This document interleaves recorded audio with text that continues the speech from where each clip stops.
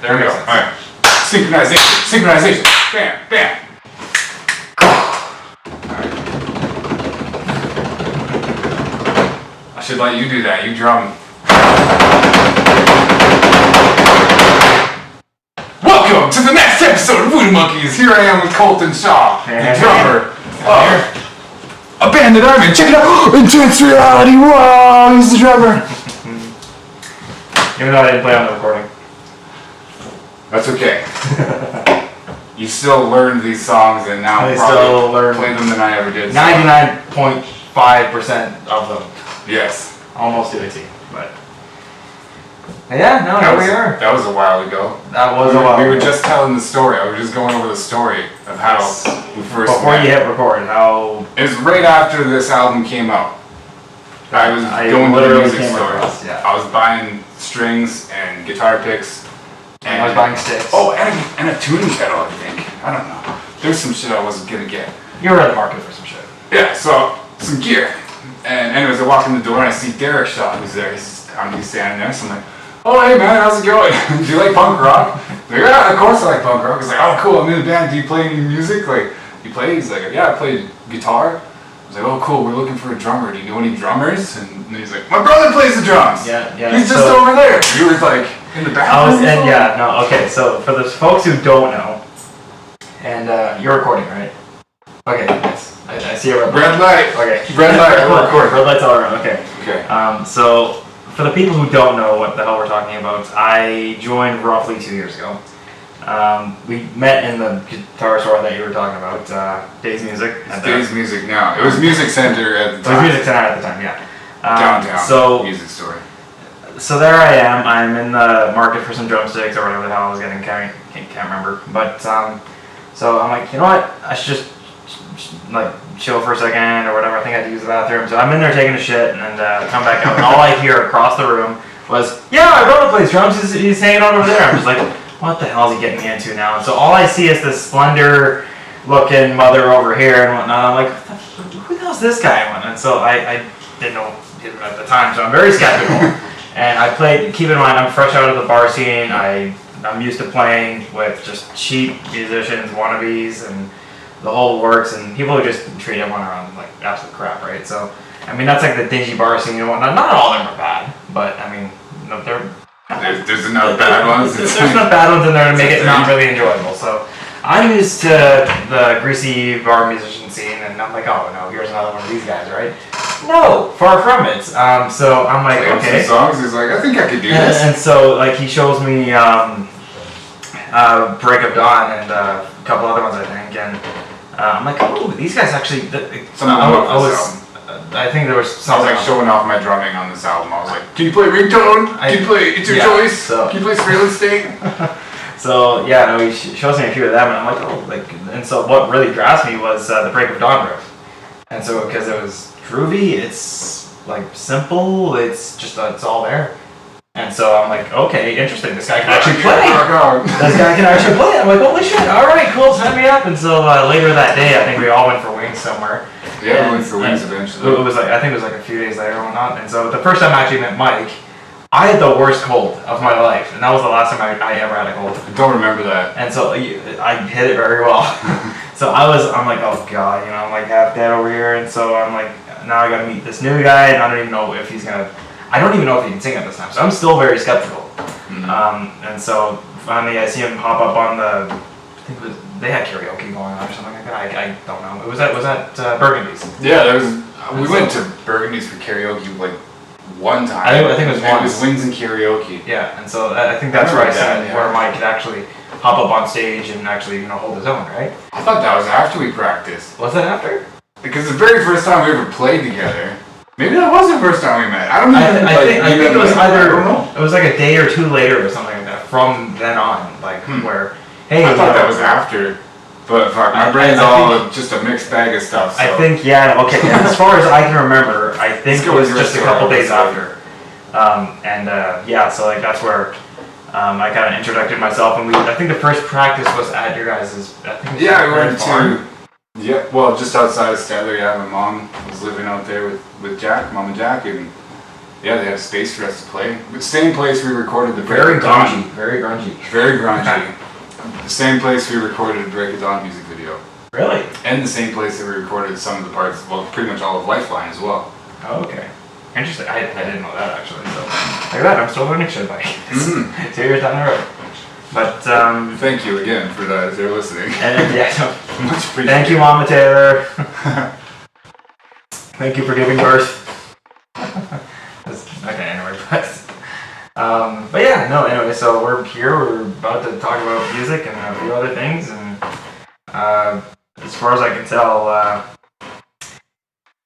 in your opinion, what's, oh, my mom's name's Valerie too. Okay, another thing I didn't know. Oh, Val, I guess. Okay, thank you, Valerie. And other things. Anyway, yeah, so, side note. Anyway, so, in your opinion, where do you guys see yourself in today's music industry? Right where we are.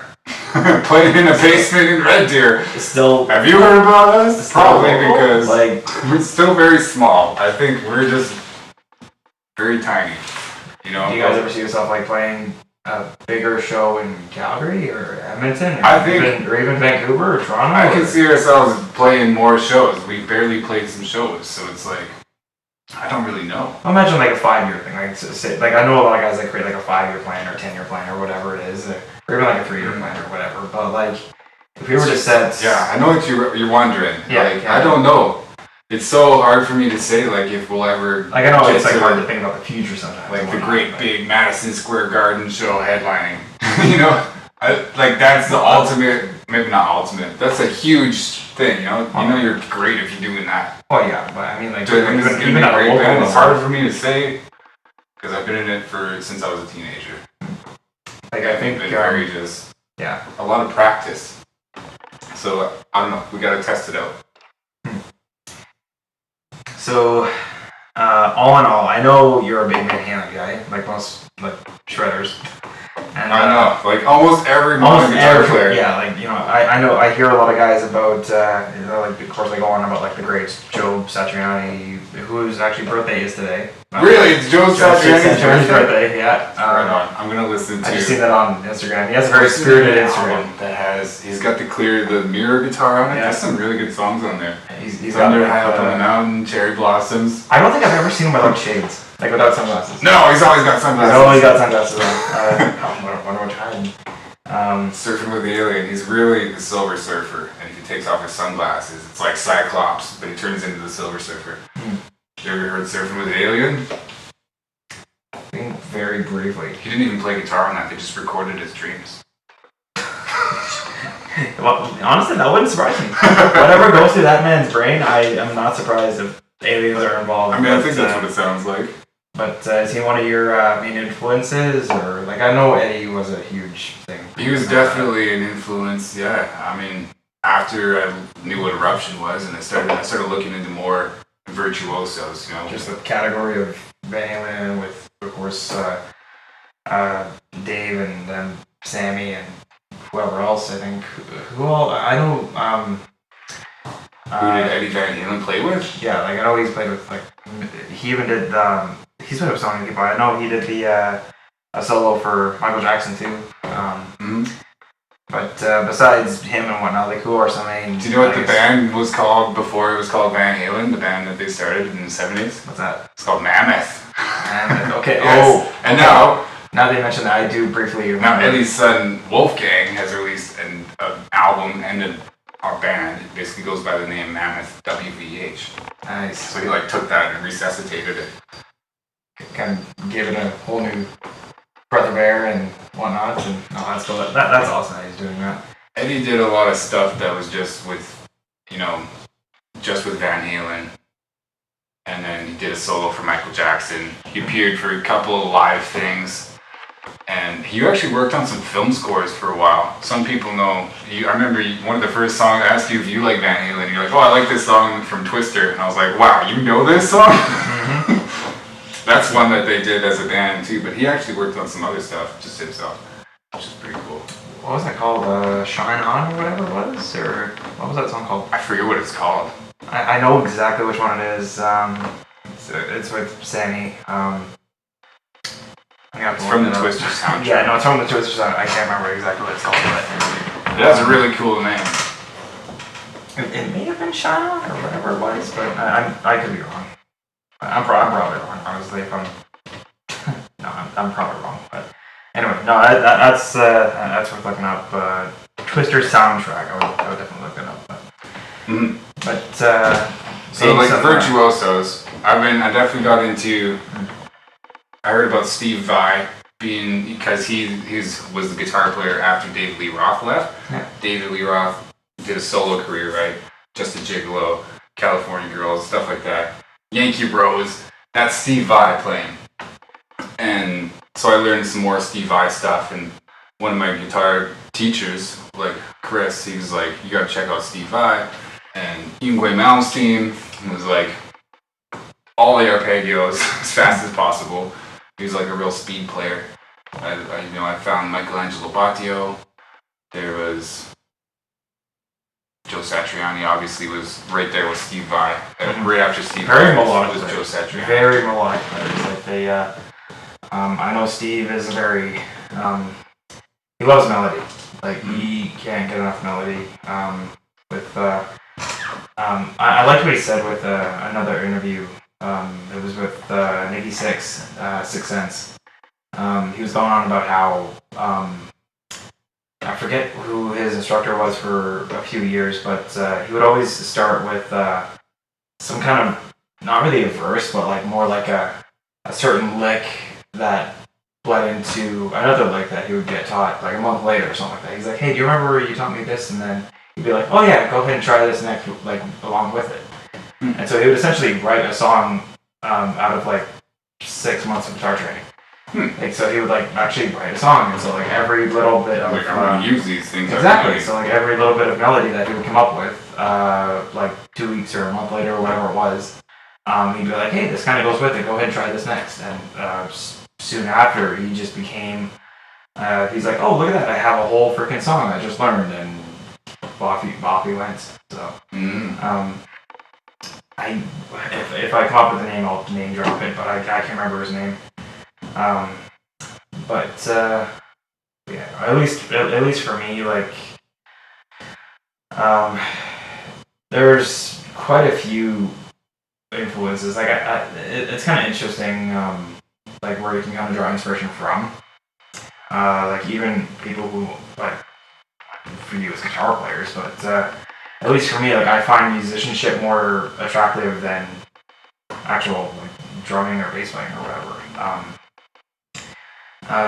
For those who don't know, I play more than just drums. I enjoy bass a lot, and I'm already getting into more guitar stuff and whatnot. But musicianship and whatnot is more attractive to me than anything else, because like the more school the guy is, and the more charismatic he is, and he or she, I like a lot of female guitar players and whatnot as well. Of course, Nina Strauss and Jen Ledger is an absolutely amazing singer and drummer.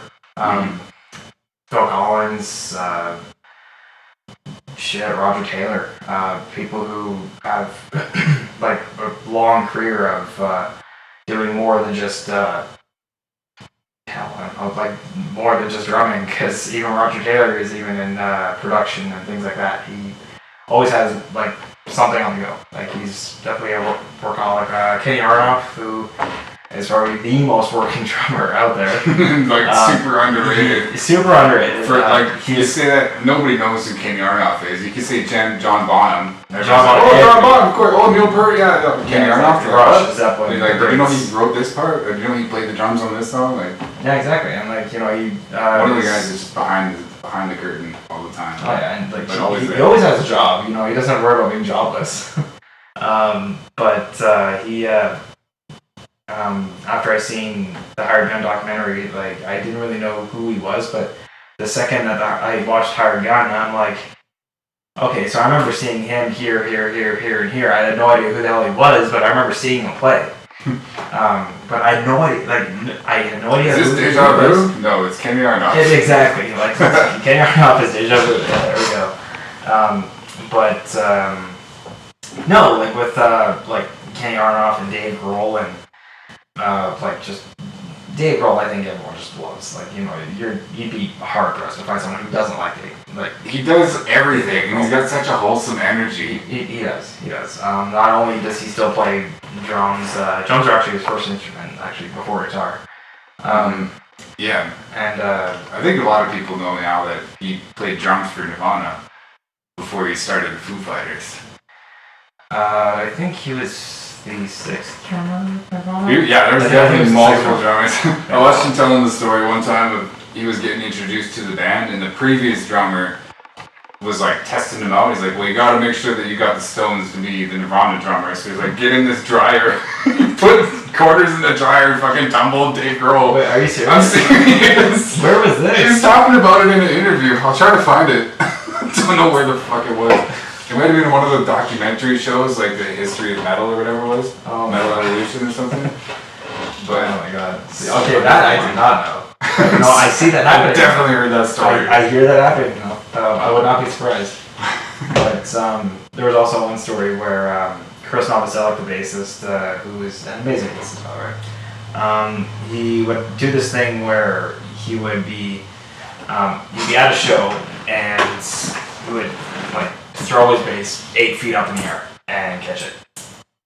Cool. One show, I don't know where exactly, it could have been somewhere, I don't know, but one show, he threw, I don't know where they were playing, but one show he throws it up in the air, he's blinded by the light, and it smacks down right on top of his head, and no one's seen exactly what happened, but he stumbles off, like you can look this up on YouTube, he stumbles off stage, and Dave he didn't really see what happened, but right after the set, he like everyone's running around and whatnot. They were like, "Where's Chris?"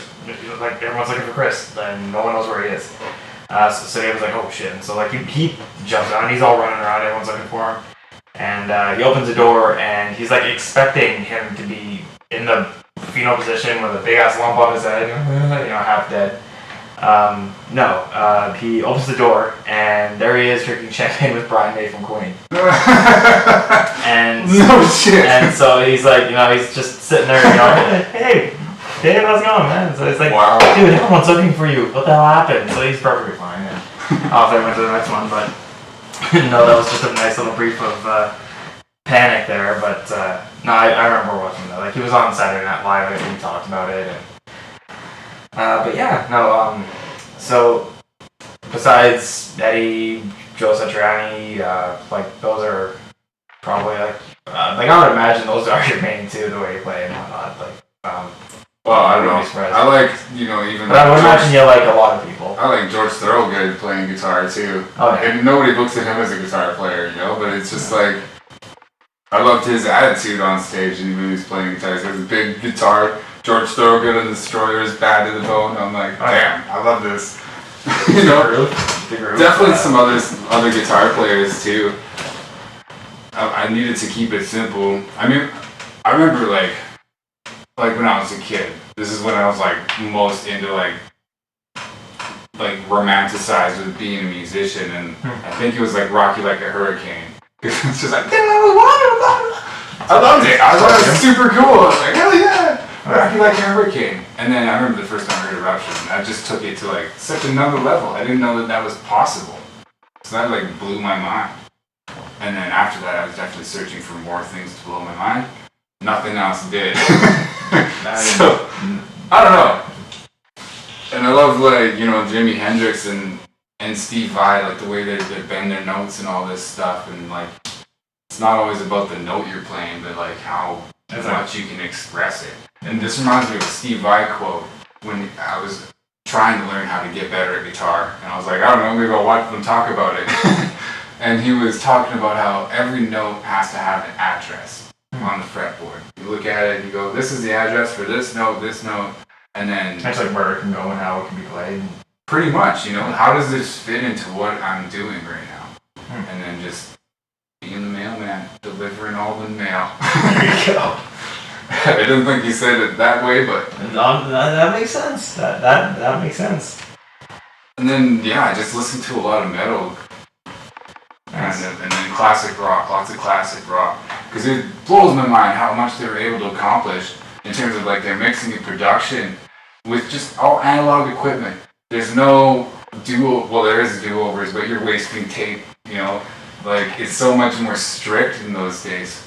I can jump on like GarageBand and take 100 takes, and it's like, no big deal. No big deal. Deleted, nothing. It's just time. And I think that's a double-edged sword, if you ask me, because it is 100%. it really is a double-edged sword. I use it to looked write at instead of writing on paper. I record into a thing now, so it's weird. I watched it was another interview with Ozzy and Zach Wild, and I think Zach was going on about how back in the day, like each generation kind of judges the generation after, and I guess in more than one way, but. He was going on about how, you know, back in the day, back when Elvis was a thing, like they were like for doo-wop groups and whatever else. It was literally 6 or 7 guys or whatever number it was, and they had one mic hanging in a room, and they would all do doo-wops or whatever it was. Mm-hmm. Then the next generation came along, and of course, you know, they're judging them because they have what a 4-track or 8-track or whatever they had next after. I don't know. I could be wrong, but. And then after that, you know, they stereo recording. Yeah, and they had like the generation after that, you know, they had tape, right? You had I have no idea what it was, but he was going on about how, you know, like with tape and whatnot, you only have so many abilities to do it, so you better get it right. And so he had an example where you only have so many crayons. Let's see what you can do.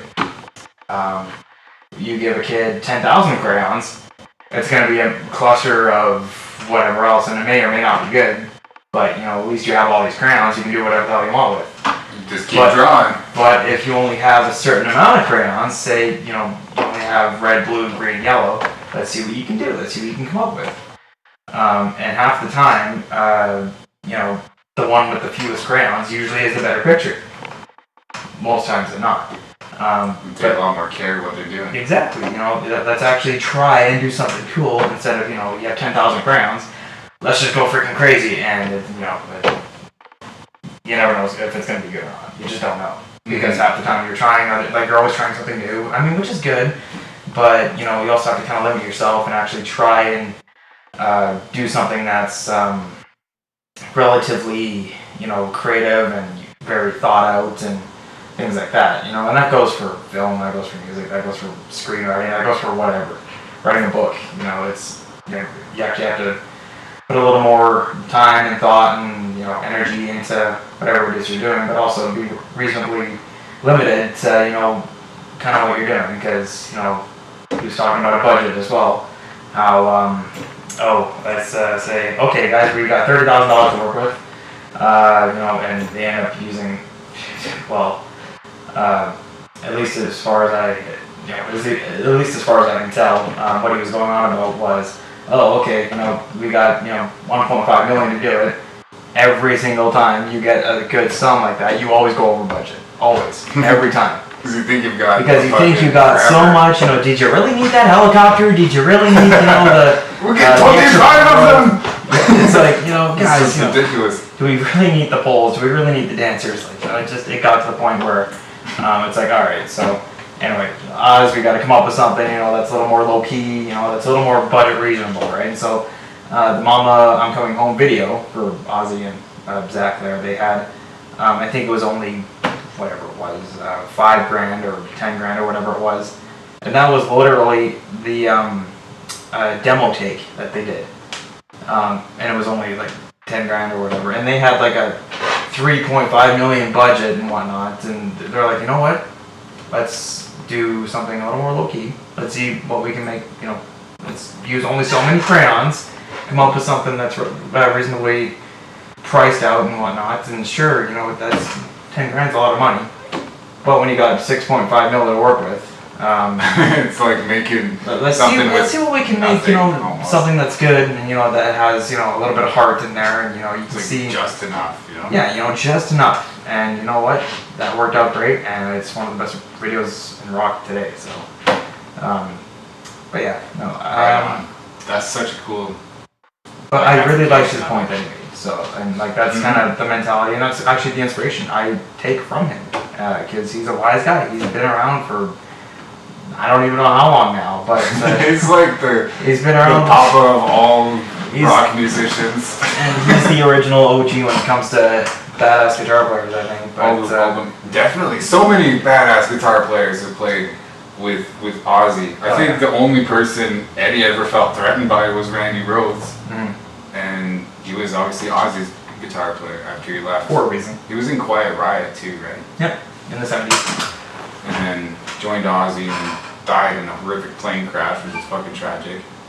And then, I forget who came after Randy for Ozzy, but I know Zakk Wylde played for him, Gus Brad Fring Gillis. played for him. Brad Gillis. He was like Bark at the Moon guitar player, right? Yeah. And props to him because not only are those shoes impossible to fill, but he took a lot of shit in the press for not being Randy Rhoads. For not being Randy Rhoads. Just Yeah. fucking ridiculous. Reminds me of Metallica when Cliff Burton died. Jason Newsted, very, very similar story. So, it happens. They share a lot of common thread. I think with I don't know. To this day, I really like Roberts. I think he's a great bass player, but there's a certain energy that Jason brings to the table that I think he just would not be able to measure up to. And even to this day, like I remember him saying, like he physically cannot play Metallica songs anymore the way he used to. Like he physically can't. Jason? He fucked up his neck really bad too. He fucking whipped his head like every show for way too long. For 30 years, and it's like, yeah, no, like what I think it was like discs or whatever. Like he would lose like a disc and one would like fall back where it was. Just dominoes with his spine. Yeah. So he royally messed up his neck and spine area, and yeah. So, but I mean, a lot of guys. I remember like guys going in for. I think, and this wasn't even famous people. This was just like random people. I remember like meeting like at the bar and things like that, like both blues guys and things like that, going in for knee surgeries at I don't know 50 or whatever it was, or hip replacements or whatever else, and they have a hard time freaking walking. And like and it's just them being out on the road for 40 years. Like is this like pro football or like pro wrestling or what is this? I thought this was like just playing music. This wasn't supposed to be physical. It's not exactly the best physical activity, No, but like you still sweat on stage, right? But like that's true. The guitar's hanging on one side, so you're kind of being pulled a little bit to one side. So there's like all this. Are you playing Les Paul or? And you're freaking, you're rocking back and forth and doing all this stuff, and it just creates all these imbalances. Even drumming, I mean, it's still like people. A lot of drummers get all these problems with their arms and their shoulders and stuff. Heard some horror stories with who was it? Glenn Sowell, who is just a machine. Like he can, like the guy who practices for 9 hours a day, who is just like he lives for drums. And honestly, he's definitely another guy I take inspiration from. He still plays with Alice Cooper, I think, to this day. But I remember in. I don't know, it was either a magazine I read or something like that, but he was saying that like he had to talk to his manager and like build in like a 6-month break up there. Like whenever he goes, like half the time he can't breathe up there apparently. Because like either I don't know if it's just an AC issue or what the deal was there. I don't know.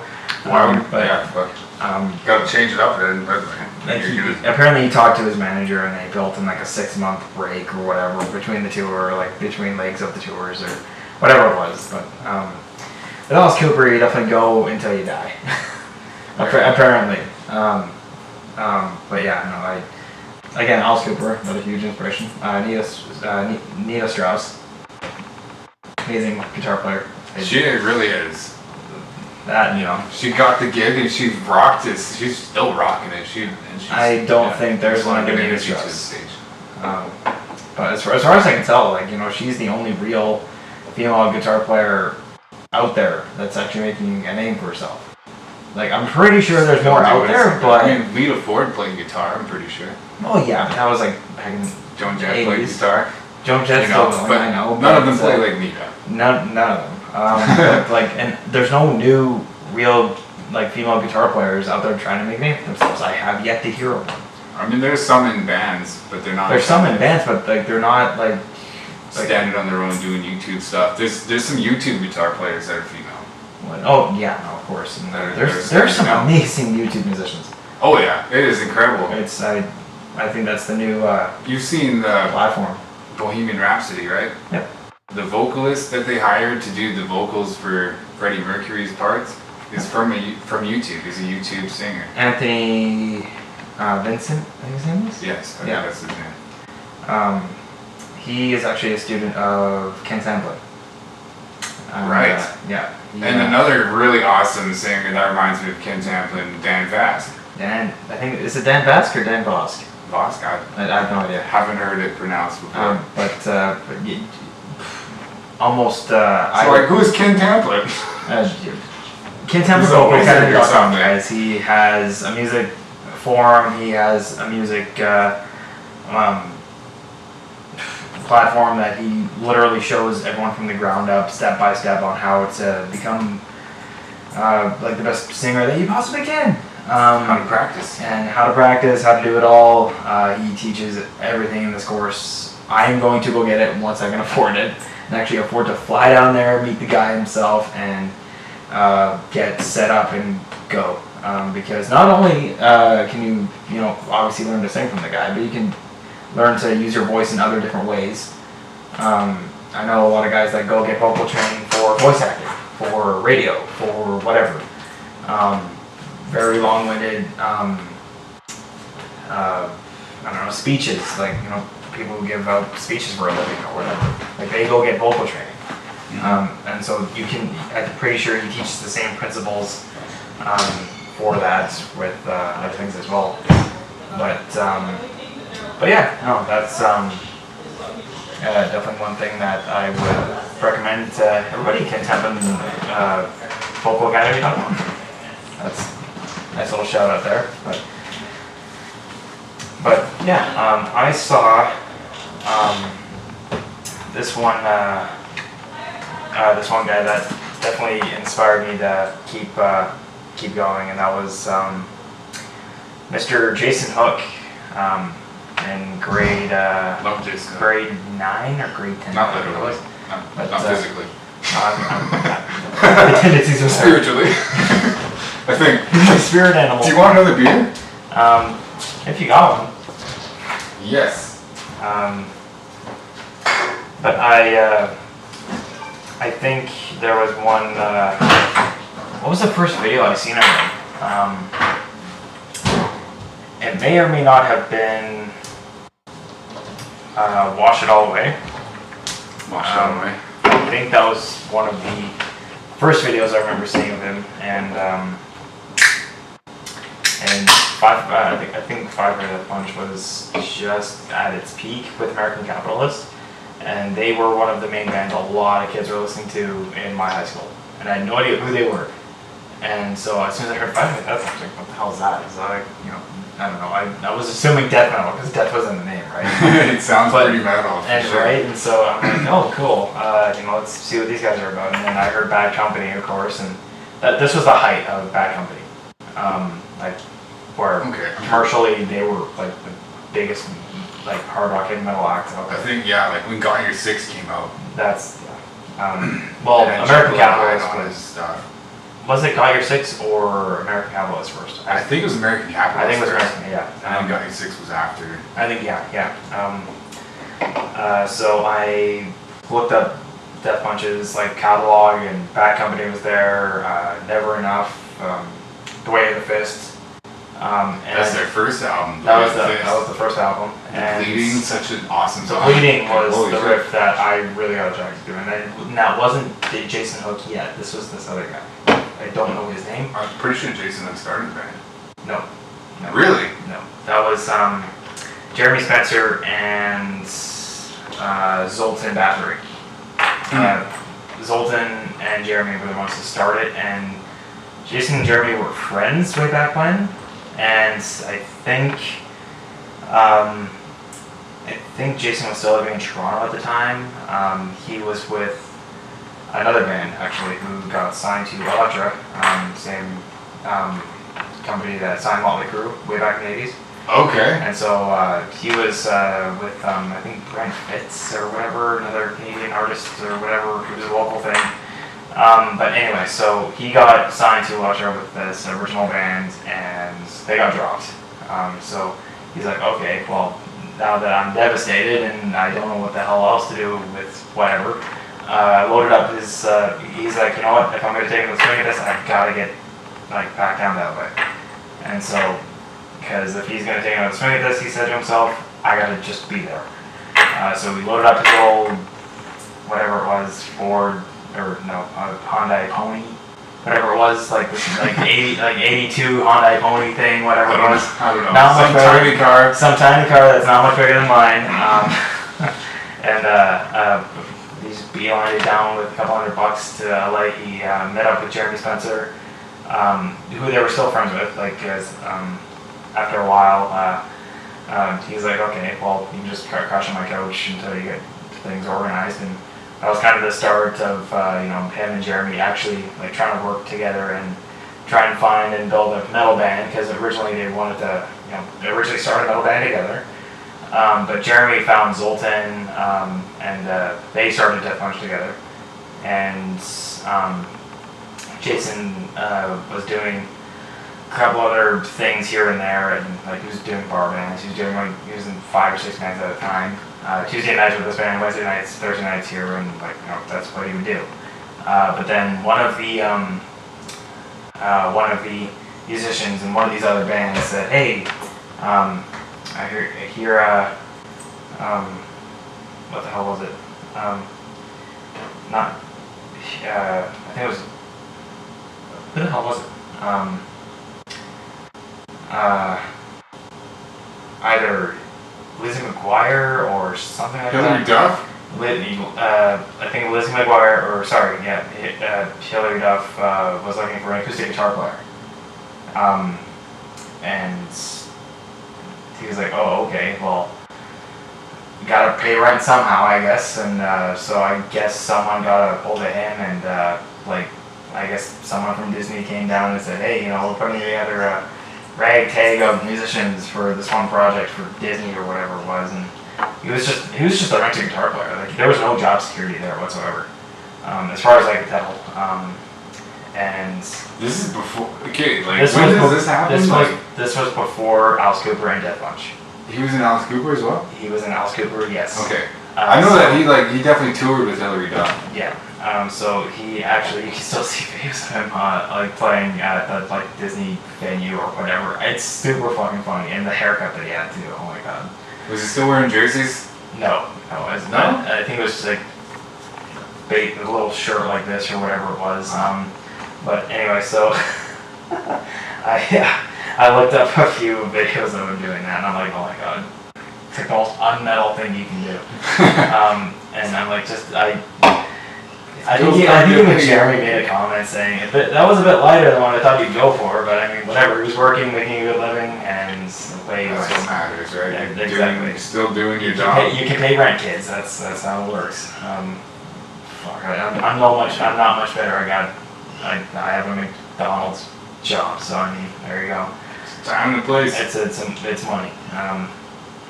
But no, shortly after that, I think he was doing tours of that. Like, he was touring arenas, but it was all just like all kids, right? And I mean, whatever. Half the time that's their first show, and whatever else, whatever. I did like the Explorer that he was using. Had like Low Canada branded in it and things like that, and right. It was, I don't know, it was kind of decked out, and I've yet to see him play. I don't know if he got rid of it. He probably got rid of it, but I doubt it. Why would he get rid of it? Who knows? He's been giving away guitars. Like he has a whole arsenal of probably lockers and shipping containers full of guitars probably. But yeah, that's for like the red light thing, right? Because so many people were out of work for the pandemic. So he's like giving them away to auctions. I think so, yeah. And signing stuff, right? Like, yeah.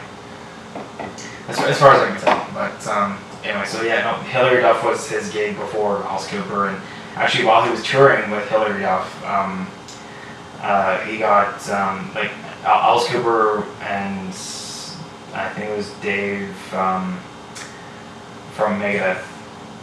Mustang? Dave, no, sorry, bass player for Megadeth. Oh, Ellison. Yeah, and who actually just recently got fired from Megadeth.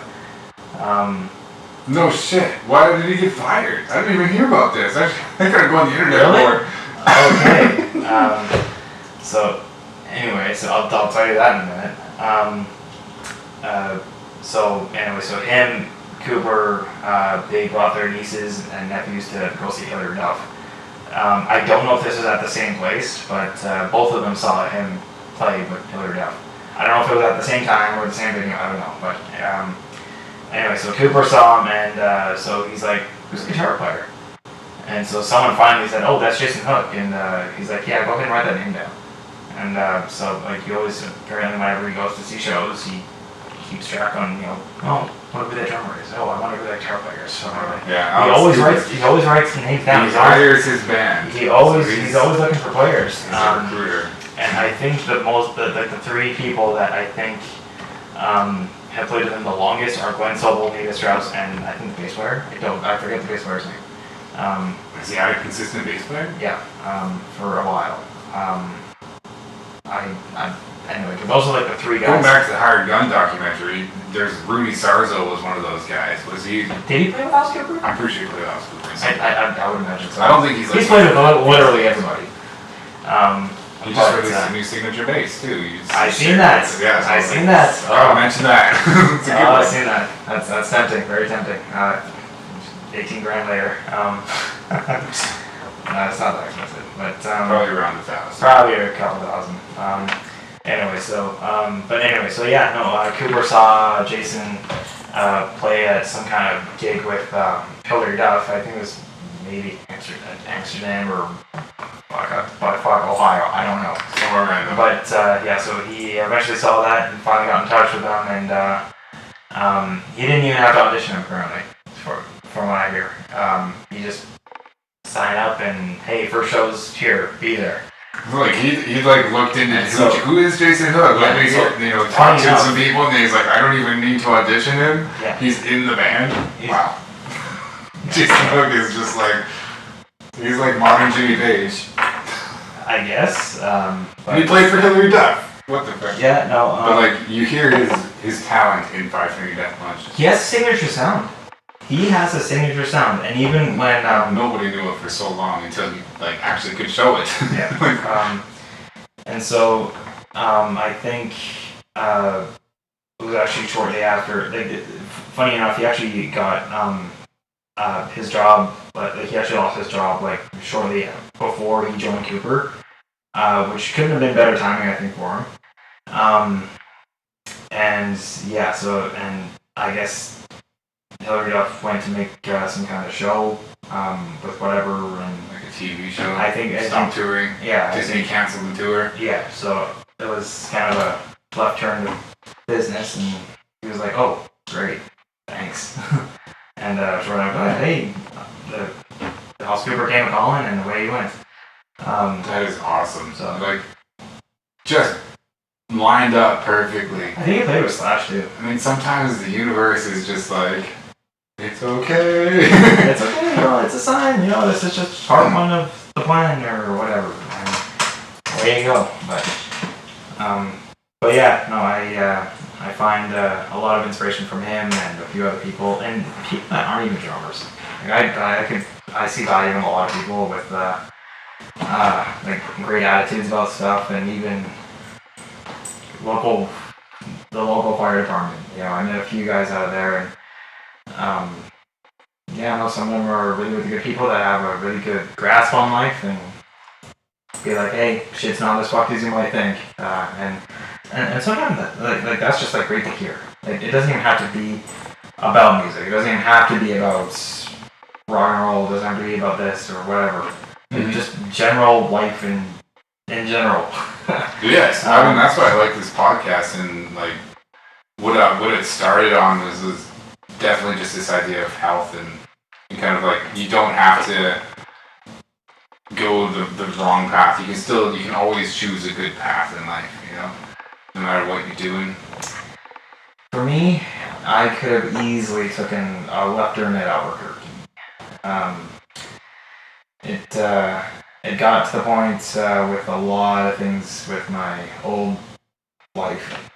It got to the point where I'm like, oh, awesome! I don't even know if I'm gonna be able to sleep tonight, with my door unlocked, or since so and so decided to kick it in, I don't know if I'm gonna be able to sleep tonight or whatever. Like certain things like that. And I think that's where I really got listening to more and more music because it had a sense of security with it. And that's where I think a lot of the seeds were planted were because of those events. And in a way, I'm kind of grateful for them now, in a weird sense. That's powerful. Holy shit. With a lot of things, and like for a lot of people who don't know what the hell I'm talking about, there was a few events in life where, unfortunately, domestic violence is very, very common now more than ever. And it's a serious topic, and a lot of the time, like the first step into actually like solving it and to get people to come out and help solve the problems is to talk about it. Like just get it out in general conversation. Like, hey, it's not as, uncommon as you might think. Oh, that neighbor right down the street. Oh yeah, guess what? He beats his wife. Right? Funny enough. It's good to know that there's other people out there. As fucked as that sounds, unfortunately that's the truth in a lot of cases where you would not think that, you're a banker at the local TD bank. Oh, he's a heroin user and he beats his wife on the side too. But he has a clean cut, shaven look and whatnot, and a suit and tie. You would not think. And people who, and on the opposite side of the spectrum, people who you think, he's a grungy looking, dumbass who thinks, he has ripped up jeans, he has whatever else, he looks greasy as hell. Wonder when the last time he was showered. He probably shoots heroin too. Funny enough, he works at the kitchen at Burger King or whatever, and he's actually a super nice guy, and he pumps gas on, 77th Drive or whatever, and, he was working 2 jobs, and guess what? He's actually a super nice guy, and he's a manager at McDonald's over there, too. So he's working 3 jobs, and, he takes care of 2 kids who he loves dearly.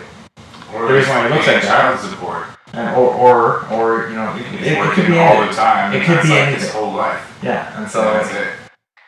It's just the perception of certain serious topics like domestic violence, are very misunderstood and very someone fucked up the translation a long time ago, I think, but it's to the point now where it's super, super common, and I've seen it very much firsthand with 2 failed marriages and 16 different girlfriends later. Oh yeah, she's afraid of her dad for a reason. She doesn't go home a lot. The reason why she's staying at that friend's house that night, that friend's house that night, that friend's house that night, for a reason. Guess what? She's afraid to go home. She's essentially homeless. It's fucked up. And so it's not as common, it's not as uncommon as people like to make it out. But anyway, it's a certain topic I think that's slowly coming to light, and as Johnny Cash once wrote, what's done in the dark will eventually come brought to the light. So, and Johnny Cash, huge. Let's do it. Johnny Cash is an absolute icon, legend, dude. Like he's awesome. And honestly, he was probably like you want to talk about a fucked up home life, looking out for the Johnny Cash. Definitely. Like he went through all this shit, and his songs you can kind of tell. And it's all in the songs. Yeah.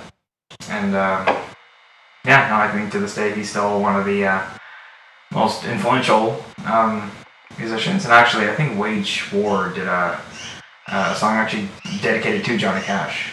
They did I think a metalcore version of it and then an acoustic cover, which is still pretty edgy too. Which I highly recommend you listen to Wage War, Johnny Cash. That's literally the song title, Johnny Cash.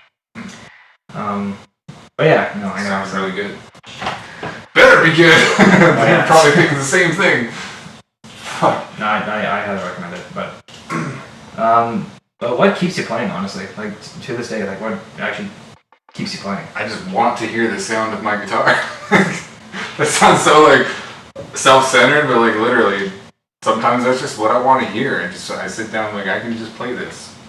So far, you got a great like, song, so. It's just kind of flowing the consciousness. It's like using music to extend my consciousness into another form, or, like, it's like alchemy. I tweeted this, I talked about this yesterday, that music is like the alchemy of experience. You like take an experience and then you kind of like grasp it, transmute it, and then like make it audible in a different form. So like a huge form of expression, essentially. Yes, that's why I play now. At first I was like, I wanna play because Guitar Hero is fun. I wanna make those sounds. And I mean, in a lot of ways, it's still the same, but it's just deeper. I mean, what's on screen is kind of what you kind of do. So I tried to literally. I was like, all that jumping around in the stage dives. Yeah, no, that's not fiction, kids. As soon as I beat Through the Fire and the Flames on Expert, I was like, okay, I have to play everything standing now, and I have to try to do the same stage moves that they're doing, which are absolutely ridiculous. They float in the air and like meditate and like fucking fling their guitars and shit. It's crazy. I'm not gonna be able to do that stuff. I've accepted this We'll already. throw a harness on. Yeah, you're all good. Yes! The magic of stage moves. So as Taylor's flying through the air and the pyro's going off and the smoke's on and like, the dry ice is going everywhere. Yeah, no, we're gonna put lights on his asshole and we're gonna watch him just fly across the sky. You know the Katy Perry fireworks video? Oh yeah, like that, but beautiful. Except it's coming out of his ass. It's coming out of his ass. You know, one of the things that I'm like, if we do end up like getting some traction in the live music scene and we do get like pyrotechnics, I want to meet a pyrotechnician. It would be so cool to just talk to a pyrotechnician. Be like, oh, so you blow stuff up? I think. Okay, tell me about it. I think Mr. Donnie Smith may or may not know of you guys. So wicked. I would give Mr. Donnie a call. Donnie! See what he says. So. Tell me about the pyrotechnicians, you know. Yeah. Fill me with your knowledge. But anyway, yeah. So I don't know. So I don't know if. I wonder how much it would cost to do pyro for a show. Oh. Because like I remember seeing Nickelback, and they're like, "We got the pyrotechnicians for Motley Crue." That's some high quality stuff. They got who was he? What was his name? They got someone from Motley Crue and someone from Pantera. Right. Pantera. Holy fuck. What the hell was his name? I don't know. Someone from South Carolina or something like that. But I think it may have been South Carolina or New Orleans or somewhere over there. Midwest somewhere. And they had I totally forget his name, but he blew shit up for Pantera, he blew shit up for Motley Crue. Now he blows shit up for Nickelback. Like, he's had a hell of a career with blowing shit up.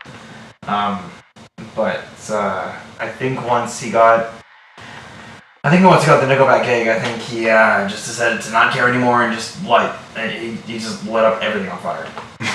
So I think Chad was very. Has a lot of bonfires now. He has all the bonfires now. Yeah, no. He had I think he had a little hand in how the pyrotechnics went. I think from what the crowd told me, like the show, like that's such another part of it. I think they. I don't think they can. I don't know if they still do this now, but back with Dark Horse Tour, they did that with Mutt Lange, amazing producer. He's like 70 now, like 70 something now. Holy shit! He's done just everybody. But I think they did a brief stint with Bob Rock too, or at least he was in the room or something like that. Bob Rock's in the room. I would be fanboying. Fanboying.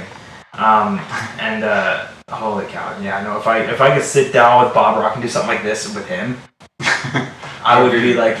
I would just be fanboying the whole time. Like, oh my god, look at Bob Rock's here, guys. Oh my god. Yeah, no. I'm trying to steal his hair or something. He's like the embodiment. I'm never gonna have an interview with Bob Rock. He's like the embodiment of like a well-trained golden retriever.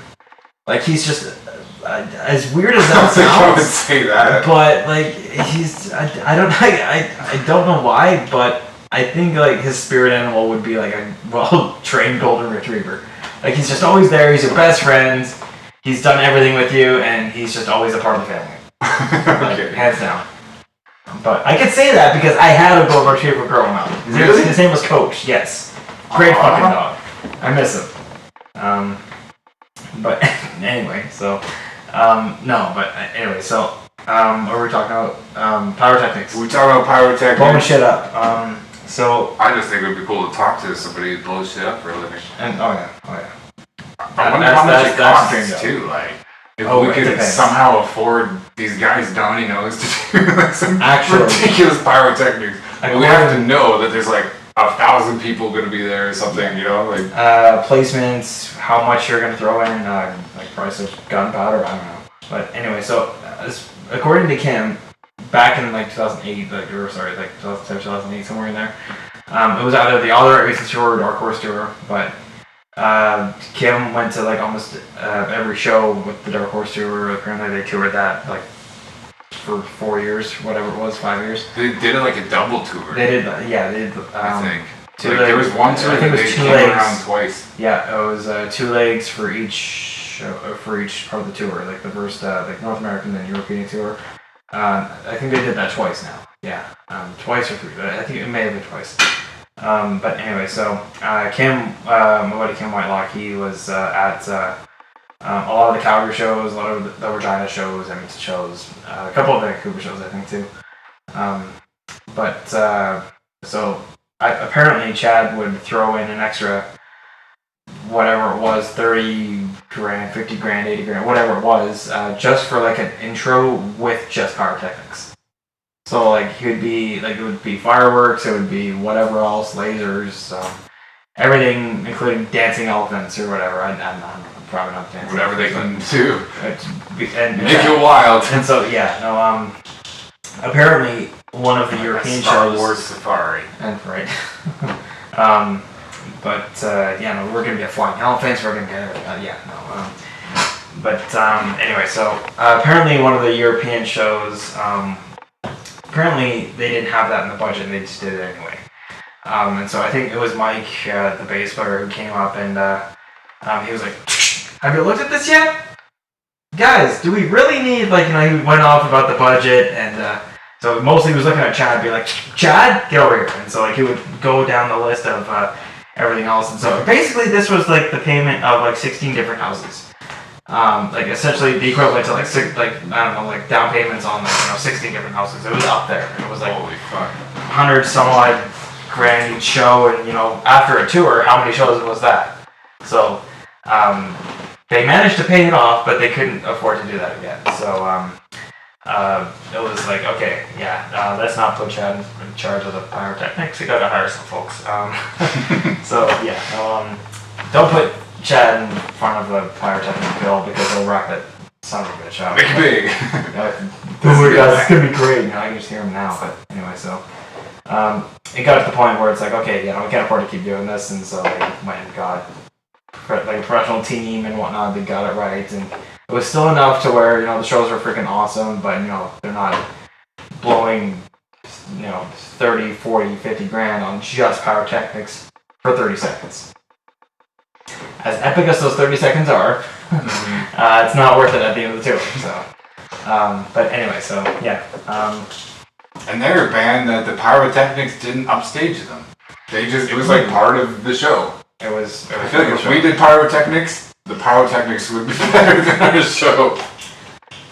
Yeah, probably. Maybe not. I don't even know. It's so hard for me to tell now because like I've been in it. I haven't seen it, so it's like so weird. So yeah, no. I still roast myself. I think we all do. No, I go through this self-loathing process of I'm the worst fucking drummer out there. But then you're like, only if I don't practice. Like, no, I'm just gonna give it that much harder. I kick myself in the ass. I royally kick myself in the ass every time because, as far as I know, I don't know if there's another chance I'll get at being in a proper band. And with you guys, with the experience that you have, I don't want to play with a bunch of novice, mediocre people. I really, really don't. Because one, you're seeing all these greasy people that are just like kind of as I played with a handful of bar bands, and the lack of musicianship, the lack of wanting to actually be in a band and play, the lack of respect for one another, the lack of responsibility. Like, people think, oh, you sign up for a band, you're gonna just, as far as grandparents know, it's like, it's like like a lot of bands just get together, like do Smoke and Water and then just shoot up. There are bands out there like that. And maybe pretty fucked up. And unfortunately, there's a lot of bands still out there that do that. That's depressing. And it is depressing, and I don't know why they would put themselves actually through that. But you guys aren't that band.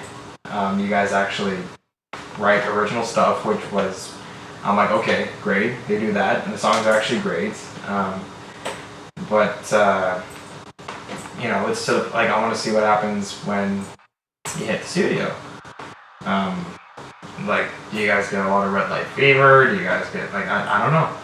It would be cool to go into the studio where I can just do my part and not have to do fucking half the band. It's just a lot of band when I'm not used to it. And why did I have to be the drummer? I don't play drums. If you ask me, I think I did an alright job. And no, I did not hit the bass kick hard enough though, and you can tell. You can definitely tell. You can tell. I think that was, like, it's great that you guys did that, but I think that was, I think that should have been postponed. Definitely felt like I was kind of in a rush, but I did know how the songs went. The only one that I had a lot of trouble with was Surveillance State. It took like 50 tries, 50 takes to get just all the parts, and it wasn't one take from the beginning to the end. It was like all these different parts. Yeah. Can you do this section? I don't know, let's find out. And they're like, fuck, there was like nothing that was helping. People, I would rather have been just me and Daryl, just kind of like, but I feel like it's better for Daryl that Michael was there. I don't know. I have a certain opinion on that album that I'd rather not go into it because I feel like I would break a lot of people's hearts, and I'd rather not open up that can of worms. From just... I don't think you would break... I think you maybe from break just the one education person's I've heart. received with a lot of things production-wise and certain things that go into it making a great album. There's a lot of elements that are missing.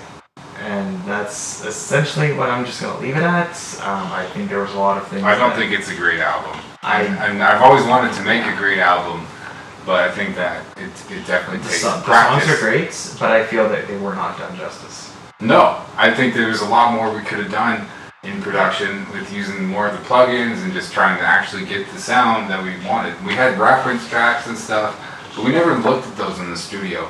And we never did anything to reset our ear fatigue. Yeah. It was definitely a thing. Playing drums for like 10 hours a day, 12 hours a day definitely gives you ear fatigue, and just listening to it does. So it's like, there's just way more things we could have done, especially if we had more people involved with it. It was just two of us and the producer, and so it was like, or the engineer, right? So it was like, what do we do? And he was basically treating us as the producers. And we're like, well, we don't really have a whole lot of experience doing this. We want to just keep it basic. And he's like, okay, well, I won't do anything then. That was it. We were just like, okay, well, let's just get everything recorded. And we got everything recorded. We did a little bit. Some EQ. Every once in a while, we'd throw a plug-in on like one of the tracks. Was there I remember middle finger, we threw a stereo imager on the guitar part to just give it a bit more presence. Because when it was just one guitar track, there's even you'd hear it even less. So we tried to fill it out a little bit more. That's what impression and well, everything has a specific purpose. That's I don't know. I wasn't there. I don't know what was going on. But I mean, you don't have to put freaking 3 tracks on everything. It depends on what you're working with, right? But we didn't really. And from what I hear, it's pretty bare bones. So I mean, everything. So it was a learning experience for sure. Yeah. With this next one coming up, though, I definitely will be a little more hands-on and involved. Do you know how to use all the plugins, though? That's why I'm like, I gave you a laptop. I was like, use this, practice it, know what these are. Yeah. So that we can go in and be like, okay, we need to put this on this because it sounds like this, and then you just edit, and then it's okay, mission accomplished. Well, it sounds like there was nothing on the drums, from what I hear. There was not a damn thing on the drums. They were very basic. I think we did a little bit of EQ, and it was like, does this sound good? And it's like, there was no compression. Like, can you make the bass sound more? And he's like, no, there's nothing more I can do. Bullshit. Like, he wouldn't. There's certain things he wouldn't do. Like he wouldn't boost the certain things in the EQ more than a number of decibels, which makes sense because it fucks with the recording later on. But like, well, you don't want that. Yeah. So I mean, he had like these things. No, and I totally get where probably he was coming from, but yeah, that's true because that's an amateur thing to do is to fucking turn up the EQ a bunch to compensate. Really, what I needed to do was be a drummer for the whole time and not just practice for a summer on a practice pad. Yeah, no, and props to you for having the balls to step up and like actually going to do that. I wanted to do these songs justice. I was like, we need better than GarageBand, and this is better than GarageBand. So I mean, like, we did get that accomplished. We got something real recorded. So like, that was the point. I know, and I'm glad that you guys did that. And I mean, the artwork on the back is pretty cool too. It is cool. I like the way we came out with this. This is a picture taken by our previous bass player, Aaron. This is a picture when Michael's car died on the way to record this. That's funny. And then we had to get it fixed. I want to open this and show you the inside too, but I won't because it's sealed. Somebody can buy it. Like, I have another 200 of them though. God damn, I could open it. Yeah, no, I totally get where probably Daryl's coming from there. And funny enough, I did call him and said, "Hey man, this is so and so from Intense Reality here. How's it going?" And so I talked to him how like we might be interested in doing a second album with you, and like we have a bunch of ideas already written down. This looks pretty cool.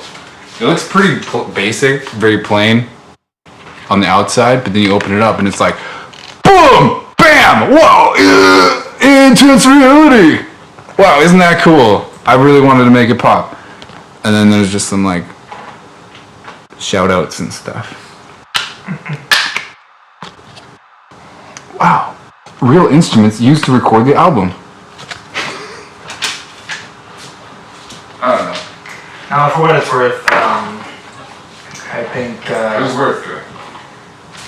Yeah, no, I think you guys did. It was worth the experience of going through it and just like knowing like while you're there is the time to make it all perfect.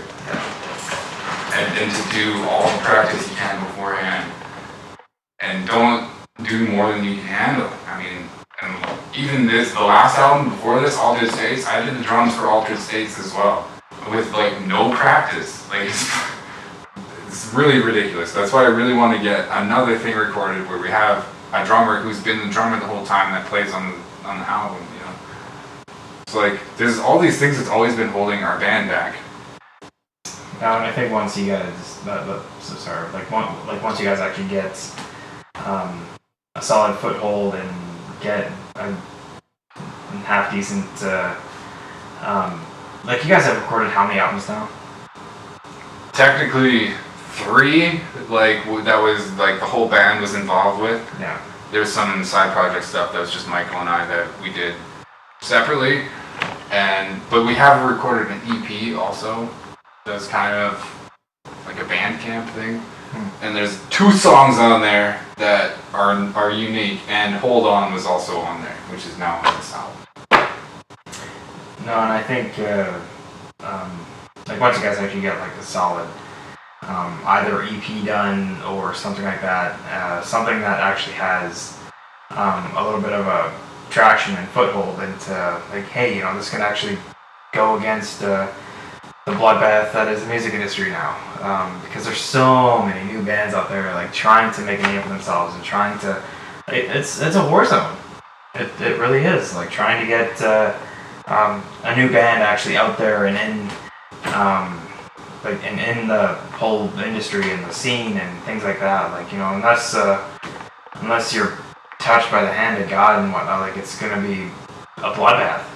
And that's why I think you guys need more than just 2 fucking guys in the studio, like trying to shit out whatever it is that it is trying to, you know, like, well. Thank goodness you're here. I guess whatever I guess whatever it is you're trying to do, because well, now we got the new songs that we have, which you've helped write. So hopefully we're like just doing some good stuff that think people like, and that we're gonna have a way better sound next time. I think so. I think with certain songs like "Hold On" and things like that, I think "Hold On" and "Bleeding Heart Disease," or what do you call it? "Disheartening." Yeah, that's a new song. "Hold On's like a so "Hold On's" on this one, and Disheartening. "Disheartening" is one of the new ones. In my opinion, with certain songs and whatnot, like there needs to be like a certain level of creative elements in there. Like I call them hooks, and mostly hooks are found in like choruses and things like that. Like mostly in choruses and whatnot. Or the intro, or even the intro and whatnot. I mean, they could be anywhere, but they're like the chorus essentially is like the meat and potatoes of the fucking song, right? Like that's usually how it goes. Mm-hmm. But with certain songs and whatnot, like I'll use "Wanted Dead or Alive" for example. You know how it has those creative feelings and whatnot, like like say for example, like he's talking about being out on the road and things like that. Like you're wanted dead or alive, man. Like like it doesn't matter what's behind you and whatnot. You're always gonna be on the road. It's gonna be whatever else. And like like the verse is like the story, and the chorus is like he's telling a story, and that's like a story then a statement. Yeah, and so like that's like part of like it makes you feel like, oh yeah, I'm wanted dead or alive or whatever. You feel like it has attitude. You know what it means to be wanted dead or alive. Yeah, and so like I mean that song means so many different things to so many different people because it has those hooks. And with certain other songs like "In the Air Tonight," it has like it has all those like feelings and whatnot in it. Like there's certain like Phil Collins is telling a story about a certain relationship and things like that, and you would be heartfelt. You would be like just like it would be hard pressed. Yeah, hard pressed. Thank you. Like it would be impossible to find someone who does not relate to a love song in some way, shape, or form. Because it has those hooks, like in that certain, there's like certain lyrics that are like, oh man, it reminds me of that one time where this and this and this and this and this. Things everybody's or that one riff that like holy crap, that gave me goosebumps or whatever. Like certain things like that. And the riffs that give you goosebumps, or like what gives me goosebumps is like knowing what a song is about and then having it come on at a time that it really matters. That happens sometimes. And that's why in certain shows and whatnot, like, that's why TV uses certain songs. They buy the copyright and they use it because one, it relates to whatever the hell's happening on screen, and it has those, oh man, that just fits perfectly right there. And like that's why I like movie soundtracks or game soundtracks because it just fits so freaking well in certain scenarios. And if you try to watch a movie with no soundtrack, it's just like it's so deadpan, it's so dry, it's like I don't finish the movie. It's not a movie anymore. I don't finish the movie. Music makes the movie. It's so good. No, music. And that's why I love Twister and whatnot too. I like Sammy Hagar. Come on, like he's awesome. It's awesome. He's such a another just super wholesome dude. I mean, he's just down to rock. Doesn't matter as long as we can rock. That's like Sammy Hagar's vibe. That's Sammy Hagar for you. But anyway, so and that's what I like to do. And that's what I like to do with songwriting, where it just I try and build almost a character in a way, whether that character is myself or someone else, that whatever, it doesn't matter. But with All We Are, I basically referred to myself a lot in the third person, and basically wrote a story where I'm like, hey, I know for a fact I'm not alone out here when it comes to certain things and moving on from just toxic relationships, whether it be romantic or not, doesn't matter. And that's why I left it pretty neutral to, someone else can relate to whatever this. So, this reminds me of my time with my dad or my mom or whatever or something. It doesn't matter. And so that's why I left it kind of neutral. But the lyrics can still mean one thing to one person, but it could mean something totally different to me or totally different to you or whatever. Again, it doesn't matter. Mm-hmm. But Yeah, but the lyrics have those hooks in them, and by those hooks I mean like it, like certain things like it's like a certain speck of truth, like where you just say it how it is, and it just either like one it's either brutally honest or it's super sad or it's super I don't know, like it's it super, could be insightful. or insightful or something, like, you know, it just like it means something to someone. Mm-hmm. And that's why I kind of wrote it the way it is. I know it's super simple, but all we are, stay tuned. Coming soon. Coming soon. But no, it got to the point where I'm like, you know what, I'm just gonna say it how it is. And yeah, no, I'm like, you know what, let's get Mike to throw a couple chords on here and see what happens. And I knew that I'm pretty sure it's mostly an A, isn't it?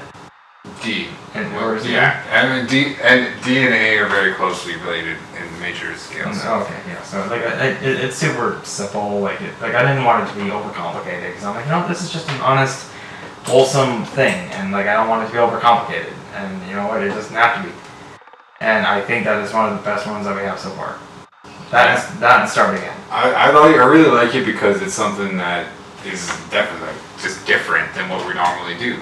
There's no guitar solo in it, which I'm like kind of grateful for. I'm like, I have to just play some chords. I'm like, this is like, you just gotta slam when I make noise, like, you know. That's it. Great, awesome. I guess I can join the band now. You know, I can just slam when I make noise, you know, whatever. But no, anyway, so like it's it got to the point where I'm like, you know what, I'm not gonna worry about this, I'm not gonna worry about that. I'm just gonna write something that's wholesome, that's honest, that's whatever, and I am amazed on how well it's turned out so far.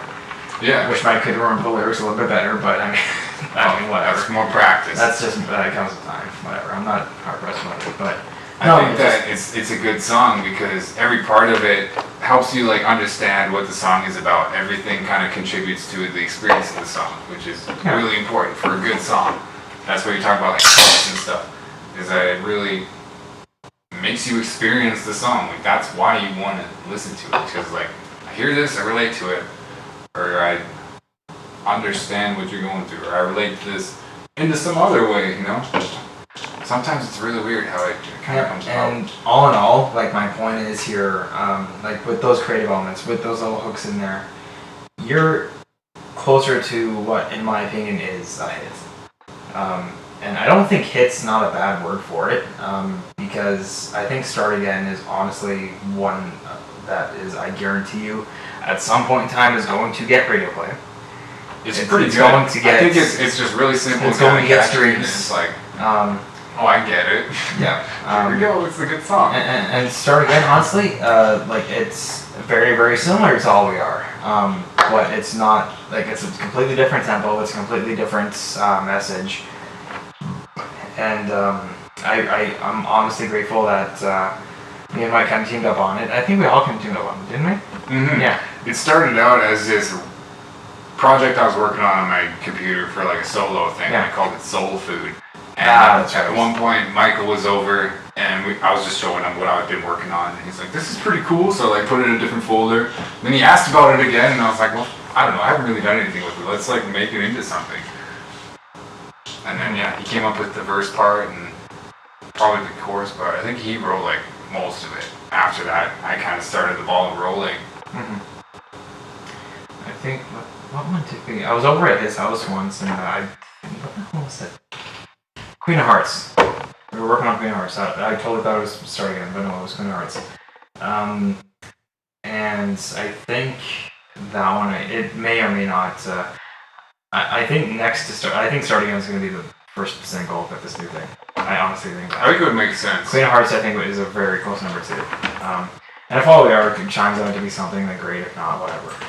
Honestly, I think it has something that is completely different. But Queen of Hearts definitely is definitely going to be probably a crowd pleaser. I honestly think that's going to be your all my life on this one. That's a little Foo Fighters reference there, but no, but I think that one's going to be definitely a great opener when it comes to something. When it comes to you guys are playing at a festival and you need a great opener. You guys have a couple great openers. That and Break It On is a great opener, but also a great closer too. Like it's great to. Oh, someone here? I've got company. Hello? Sorry to text you. Hi. I retired money from last night. He had given me total activity. This is his change back, and if I didn't give it to somebody, then I'll put it in his room. yeah, I appreciate it. Cool. Sorry to drop in, but like. No worries. Hi, Kaylee. Oh. Hi. How's it going? We're doing some kind of podcast thing. Oh, cool. Sounds good. Cool. Nice to see you.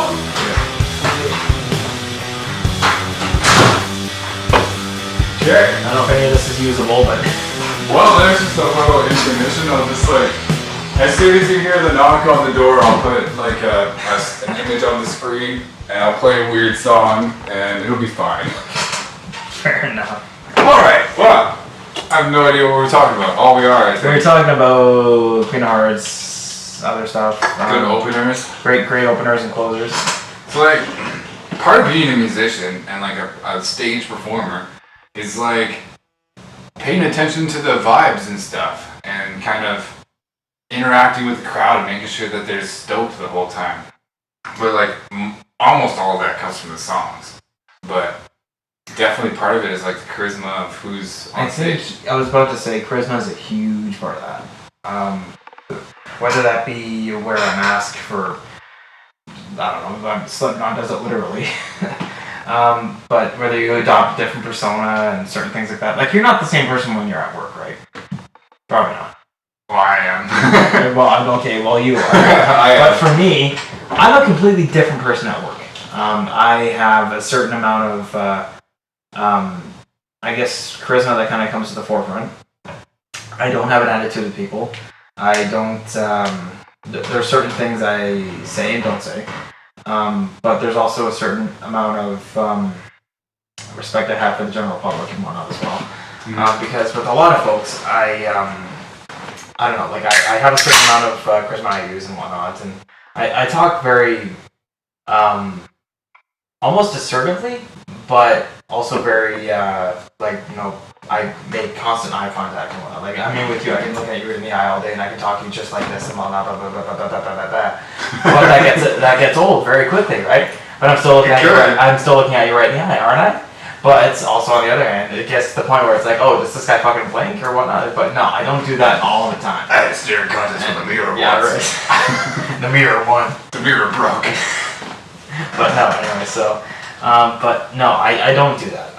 My charisma goes like this and whatnot. Like I can either be super chill, wholesome, I'll listen to you, all this other stuff, but also, if not a push comes to shove, I had to do this in the bar scene a little bit with one gentleman who decided to throw my head in the ATM and call it a day.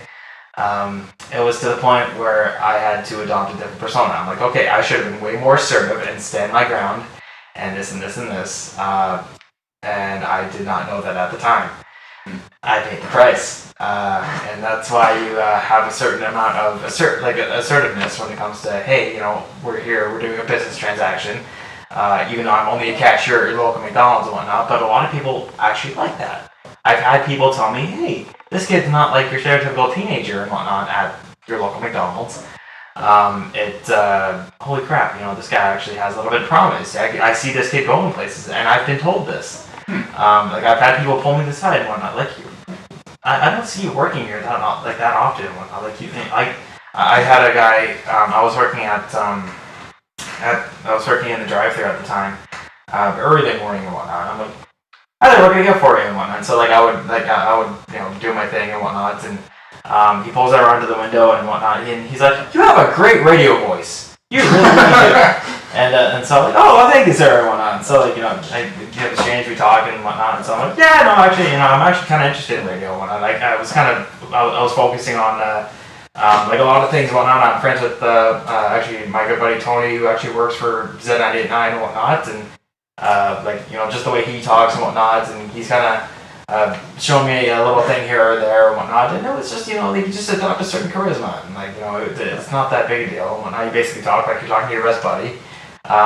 Sometimes that's not always the best case on live radio, but I mean, no, it's to the point where it's like, you know what, this is kind of cool and whatnot, and it's alright to talk like this all the time. The Zap and Tony morning show is just like, it's awesome. So awesome. Good. Like, there's a certain amount of, supreme. There's just I wouldn't change it for anything. There's not. Well, I mean, I'm pretty sure they'll end up changing it here or there, like with certain. All good things come to an end eventually, that's right? True, but it's just hopefully not anytime soon. Not anytime soon. Not while I'm around. But no, it's like I've adopted certain personas and whatnot through many of the years, and it's.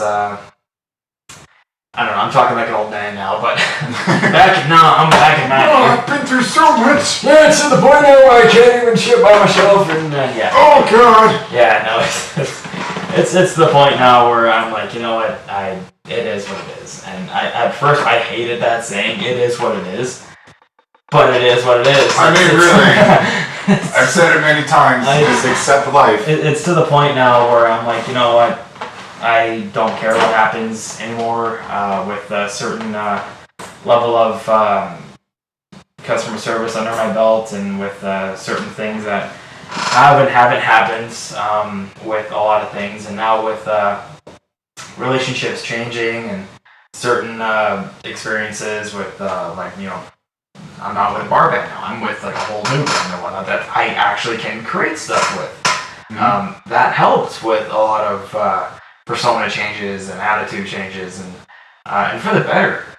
Like, even with like, I was always, like, believe it or not, I was the scared kid, and like all through high school I was scared of this, and worried about, I'm gonna get in trouble from the staff here at the restaurant. I may order the wrong thing, or the waitress might get mad at me, or, you know, oh, that's totally irrational. Like, I was scared of everything. But now it's like, they should be scared of me, because I'm about to ask them a whole bunch of questions. Yeah, no, it's to the point where I keep saying it's to the point where I'm so sorry, I keep repeating myself, but...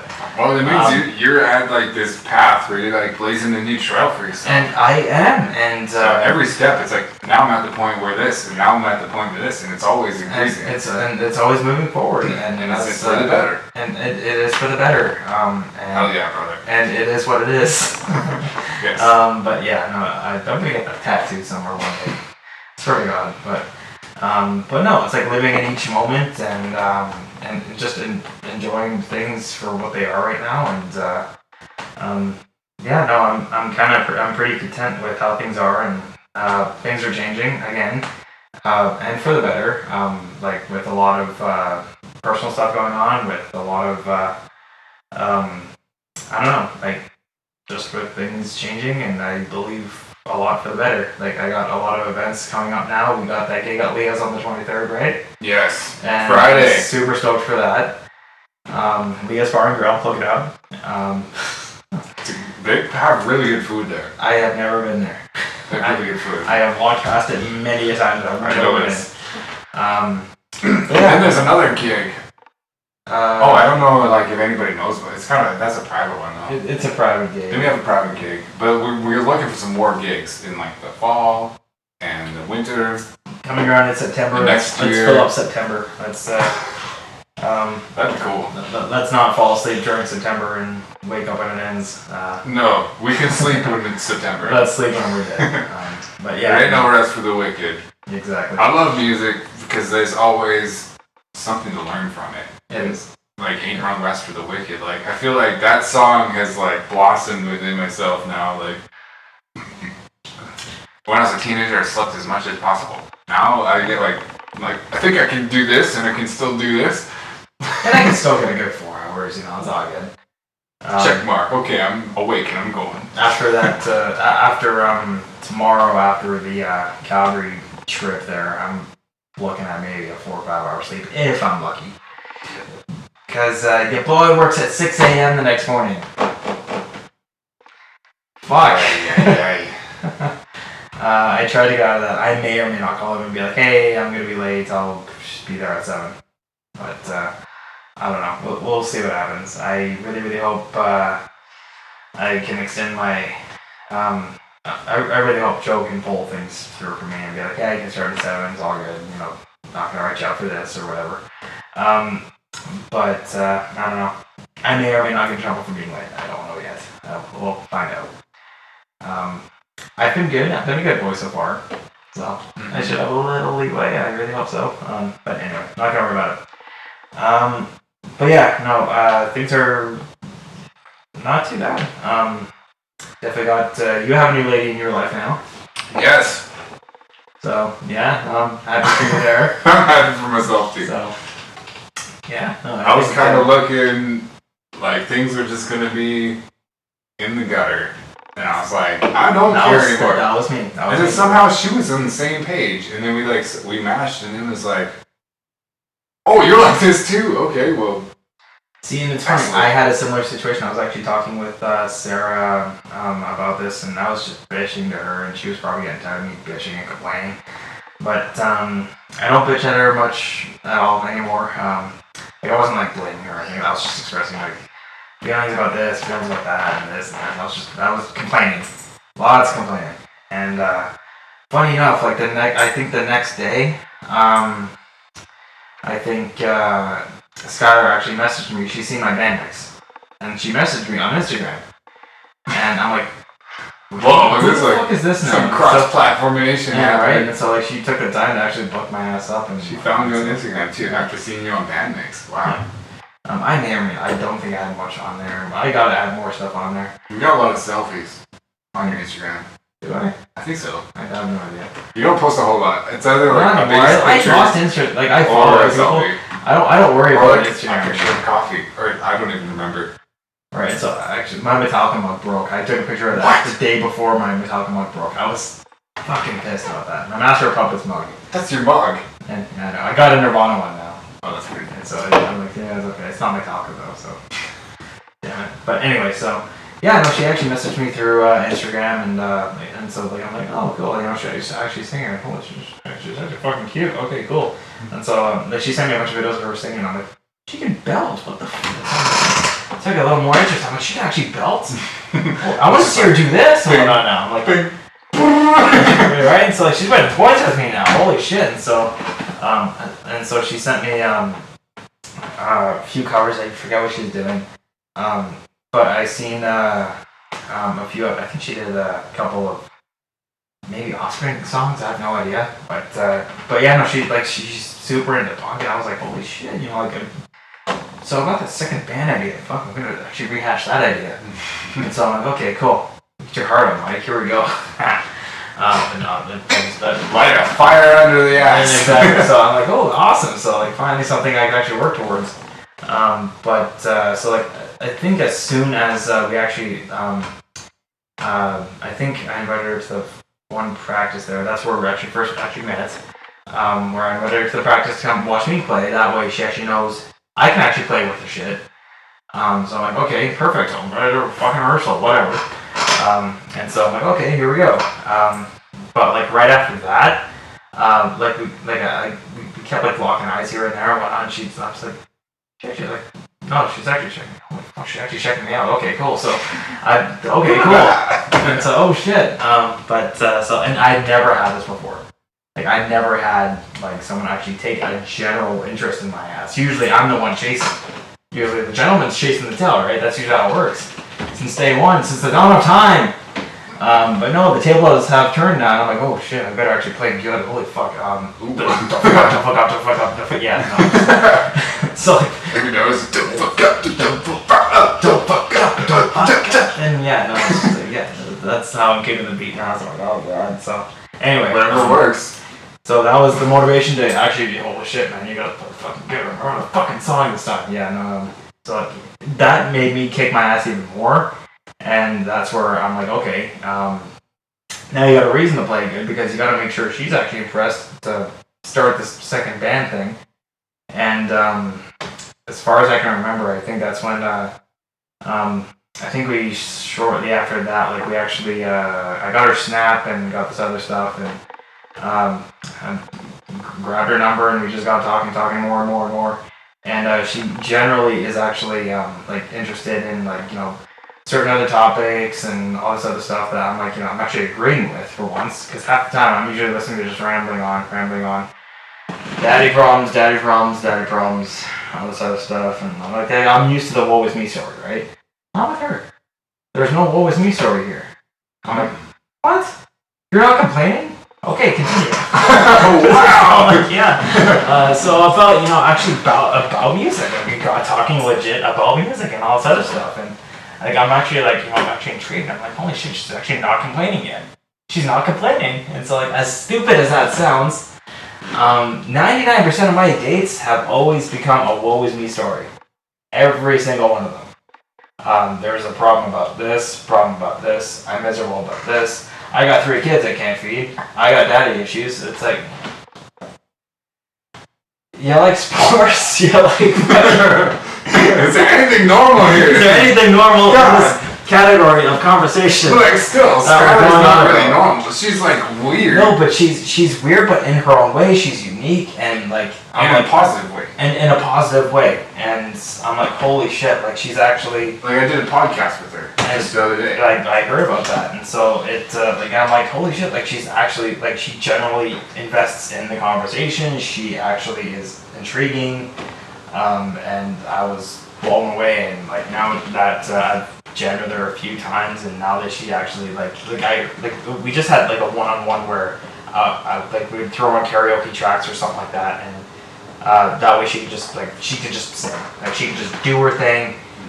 She just I'm like, take the stage, like the light is on you, go ahead. And so I push play and whatnot, and she just took off. I'm like, she can build, holy shit. And so like, and she's good, like she actually is in the pocket, she is all there, and I'm like, I wish I could hit record. I wish I had like my audio like interface and hook it all up like right here, just hit record. Right on. And so she okay. What the hell did we do?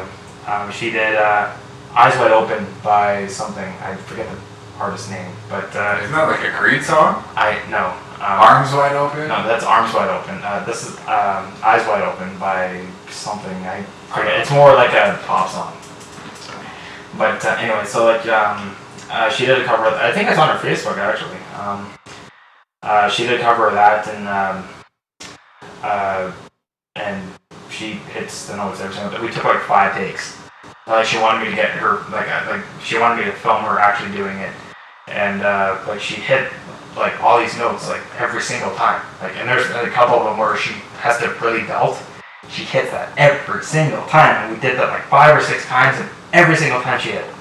Every single time. She's got a good pitch. She's got great like either pitch or like a good ear. Like she can hear what note she has to hit. Projection or whatever. Like she really like it comes right from the gut too. And, she does project. We had a jam, and it definitely like she fills the whole space of the room.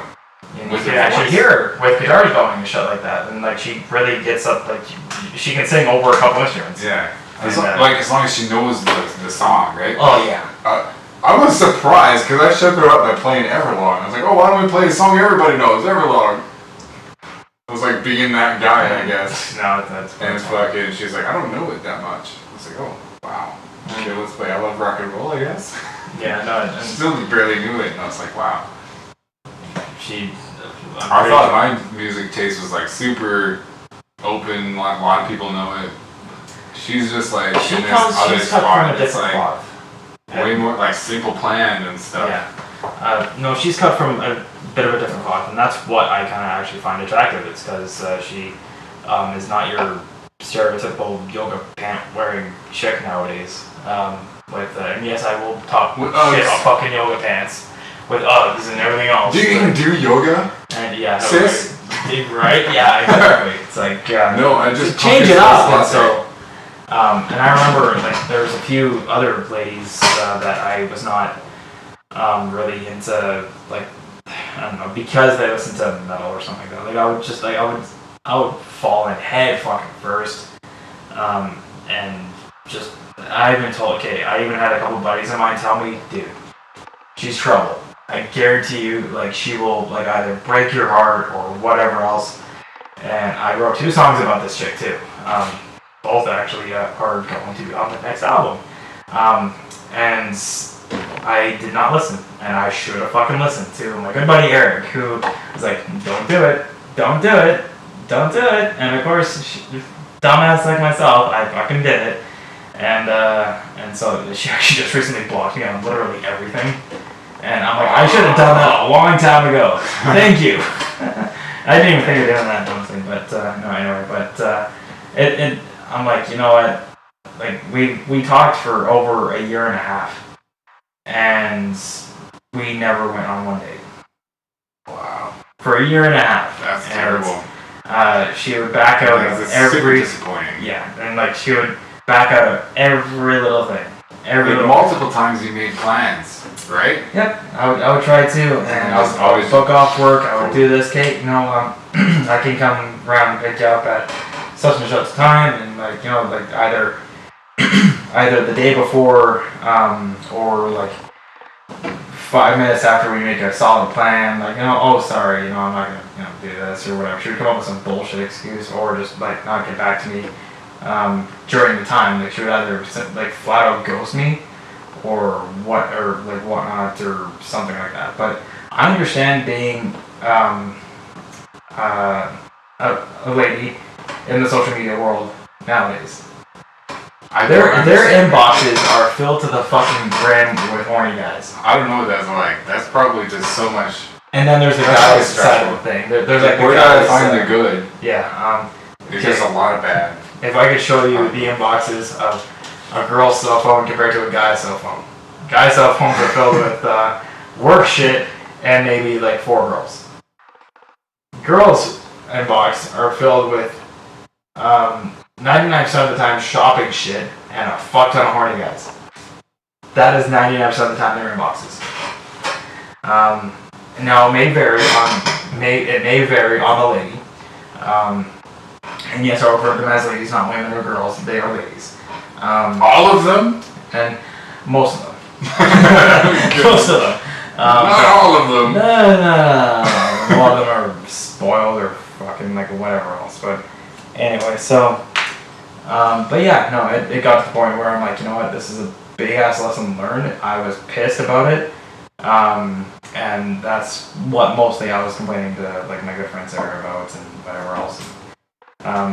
Yeah, no, anyway, so all is well now though, like yeah, I'm just happy that I have found someone who's more like, I don't know, just more unique and actually just herself, and that's honestly what I can also just ask for, so. And she can sing too, so I'm super excited for that, so. Musical. Yeah, it's gonna be alright, so. Happy for you, you got a lady, and yeah, no, it's super stoked for you. Happy for myself. Right. I was looking way down, and then all of a sudden I was looking way up. It's so good. That's awesome. Yeah, I'm grateful for the things in life and just life in general. I always try to practice gratefulness and thankfulness, even when I have like barely anything. Even when I'm just like, I'm definitely going to survive the next couple of weeks, and that's a good thing. You know what? If it's on ramen noodles, it's on ramen Still just noodles. grateful. I'm grateful for those ramen noodles. I got a roof over my head. Exactly. You know, like I got enough stuff to just keep going. So I'm always grateful. Alright. And I'm definitely grateful for having somebody that I feel really close to and like intimate with, and that I can bring in to that special place that nobody else can come to. The bedroom. Pretty much. I'm not gonna lie. As fucked as that is, I'm so sorry. That was a stall. I was trying to like put it in a different way, but I'm just saying, you got it. But yeah, no. Anyway, it's I don't know. There's so much more to being in a relationship though. When you're thinking like long term, there's like all of it. It's like teaming up. Yeah. And I think that's also a huge thing for inspiration too. I think I get to the point where if I really need like some kind of inspiration or something like that, I really look to artists that are now past, and there's certain like I don't want to say messages, but there's a lot of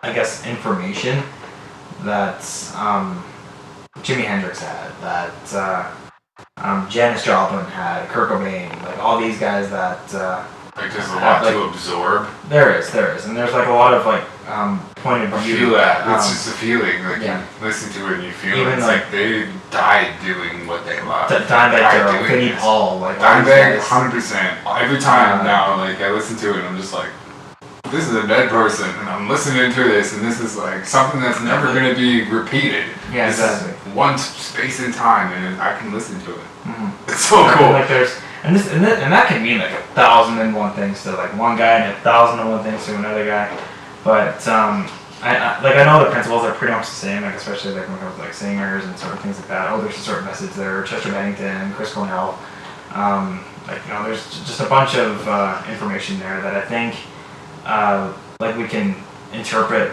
into something else, and like really take what they did for the platform and like not really change it up, but like inspire something kind of similar, but also advanced. Evolve it. Yeah. They evolve things. Like I think of Jimi Hendrix as somebody who really evolved what a He guitar player is. He reinvented his instrument and really brought out stuff that no one has seen done before with the guitar. He was like the first guitar star. Yeah, and so like him and even Prince was amazing. Prince is really good, And, definitely.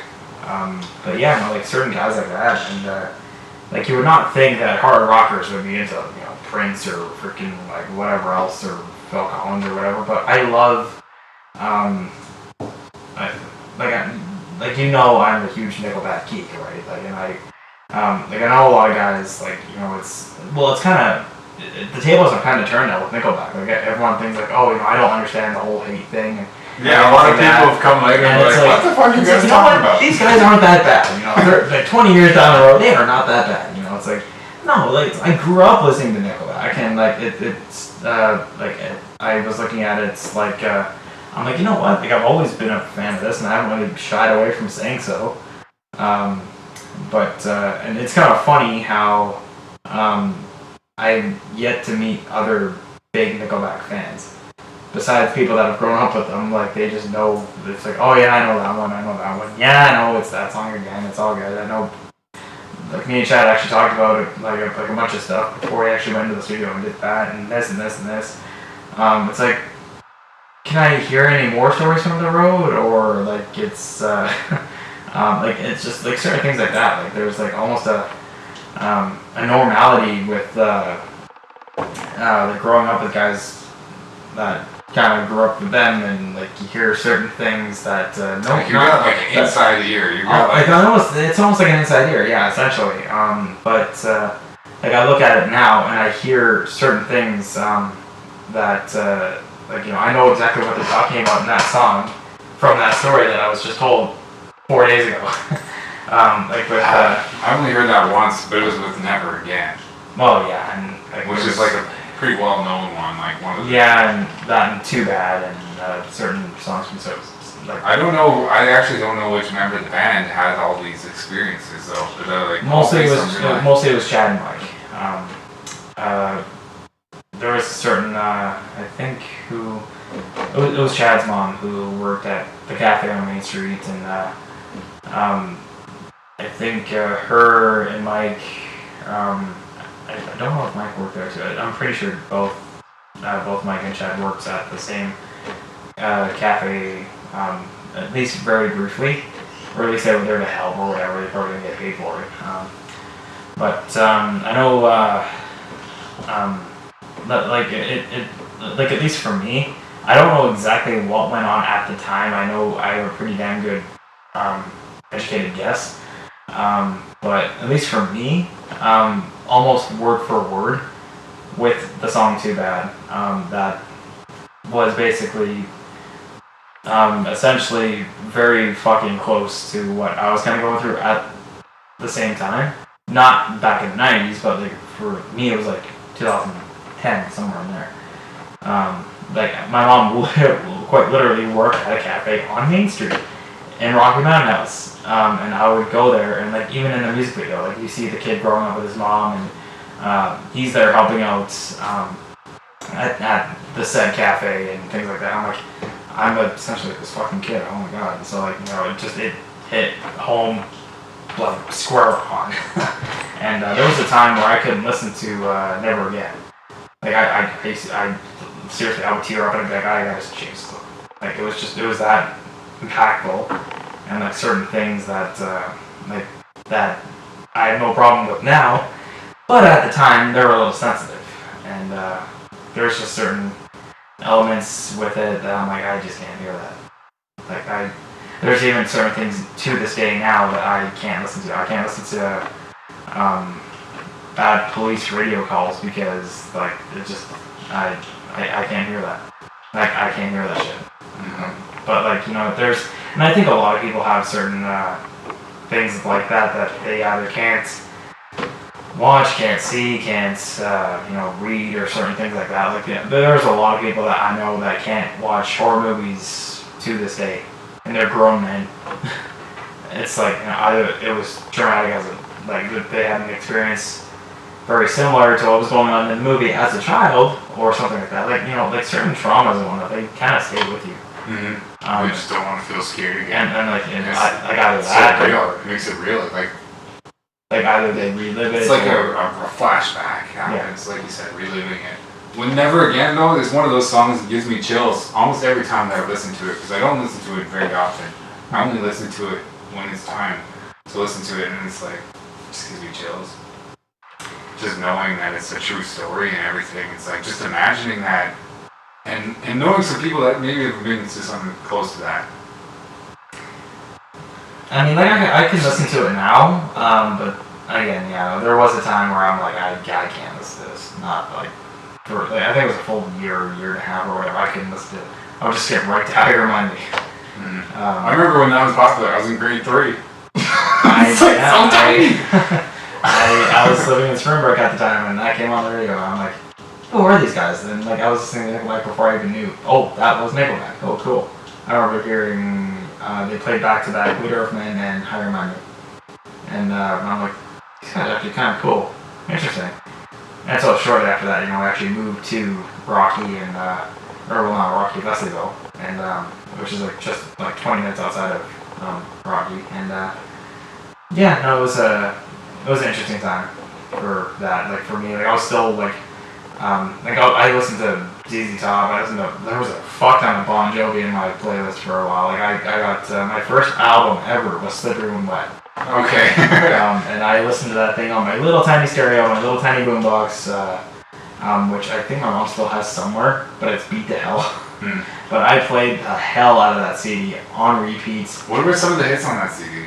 Let It Rock, You Give All the Bad Name, Living on a Prayer, Social Disease, Wanted Dead or Alive, Raise Your Hands, Without Love, I Die For You, and Wild in the Streets. In that order. Wicked. And so, there was a lot of hair metal. I definitely listened to a lot of hair metal too. I don't know why. I liked it. It's pretty cool. Motley Crue, Quiet Riot, Whitesnake. My mom had an 80s box set. She had a bunch of cassettes, and I had a Ghetto Blaster that had the cassette player built in. And I wired in all the speakers because the cables were ripped out, so I had to rewire them. And so she got out of yard stuff for $10, and so I'm like, oh cool. So I rewired that, and she had a big. I could probably bring over the case of cassettes that she still has. They're sitting in my room actually right now, and I was going through Alanis Morissette, Alana Miles, for David Bowie, Bon Jovi, Slippery When Wet on cassette. Quiet Riot, Whitesnake, Skid Row, a lot of ZZ Top. There's a lot of there was Van Halen, David Lee Roth's Even the Smile. I think so. Let me have his first one. Was that his first one? I don't think it was his first one. Maybe it was the self-titled one. I have no idea. Maybe it was like the greatest hits or something. I don't know. But there was David Lee Roth in there. There was a whole bunch of others. And I listened to a fuck ton of 80s stuff all growing up too. This is all in like the early 2000s too. I wasn't paying attention to Linkin Park or anything like that, not until until about high school hit. I'm like, oh, this came out like 4 years ago. back when I was like listening to just a shit ton of 70s. Okay, cool. But Ted Nugent was in there too. Huge Ted Nugent guy. I gotta take a piss. But okay. I'll be right back. Fair enough. Pee break. Ah! I drank too much beer, I guess.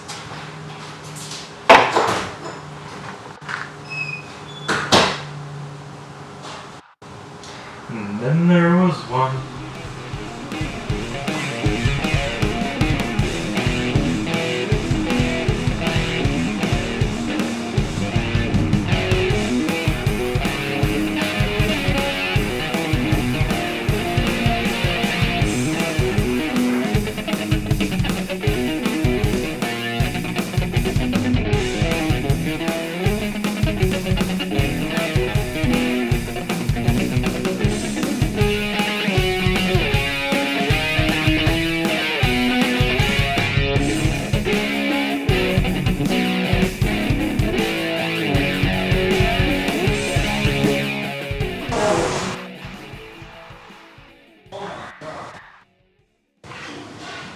I heard that out here. Fucking wife. Oh, Jesus.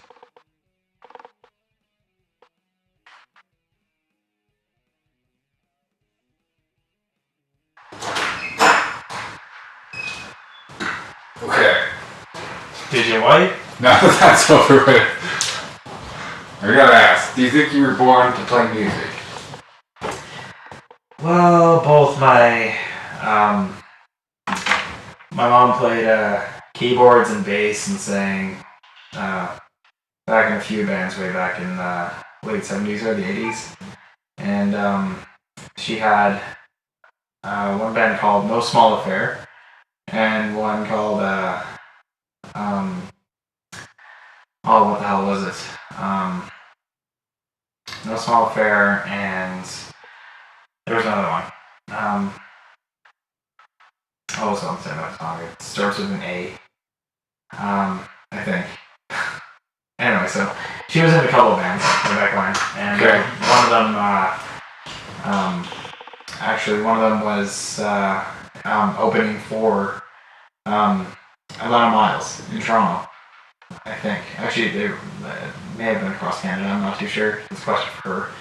Atlanta Miles' big hit was Black Velvet, right? Black Velvet, she had a few ones called, there was Black Velvet, Love Is, Still Got This Thing For You, and I think a couple others. But as far as I know, she still plays, as far as I know.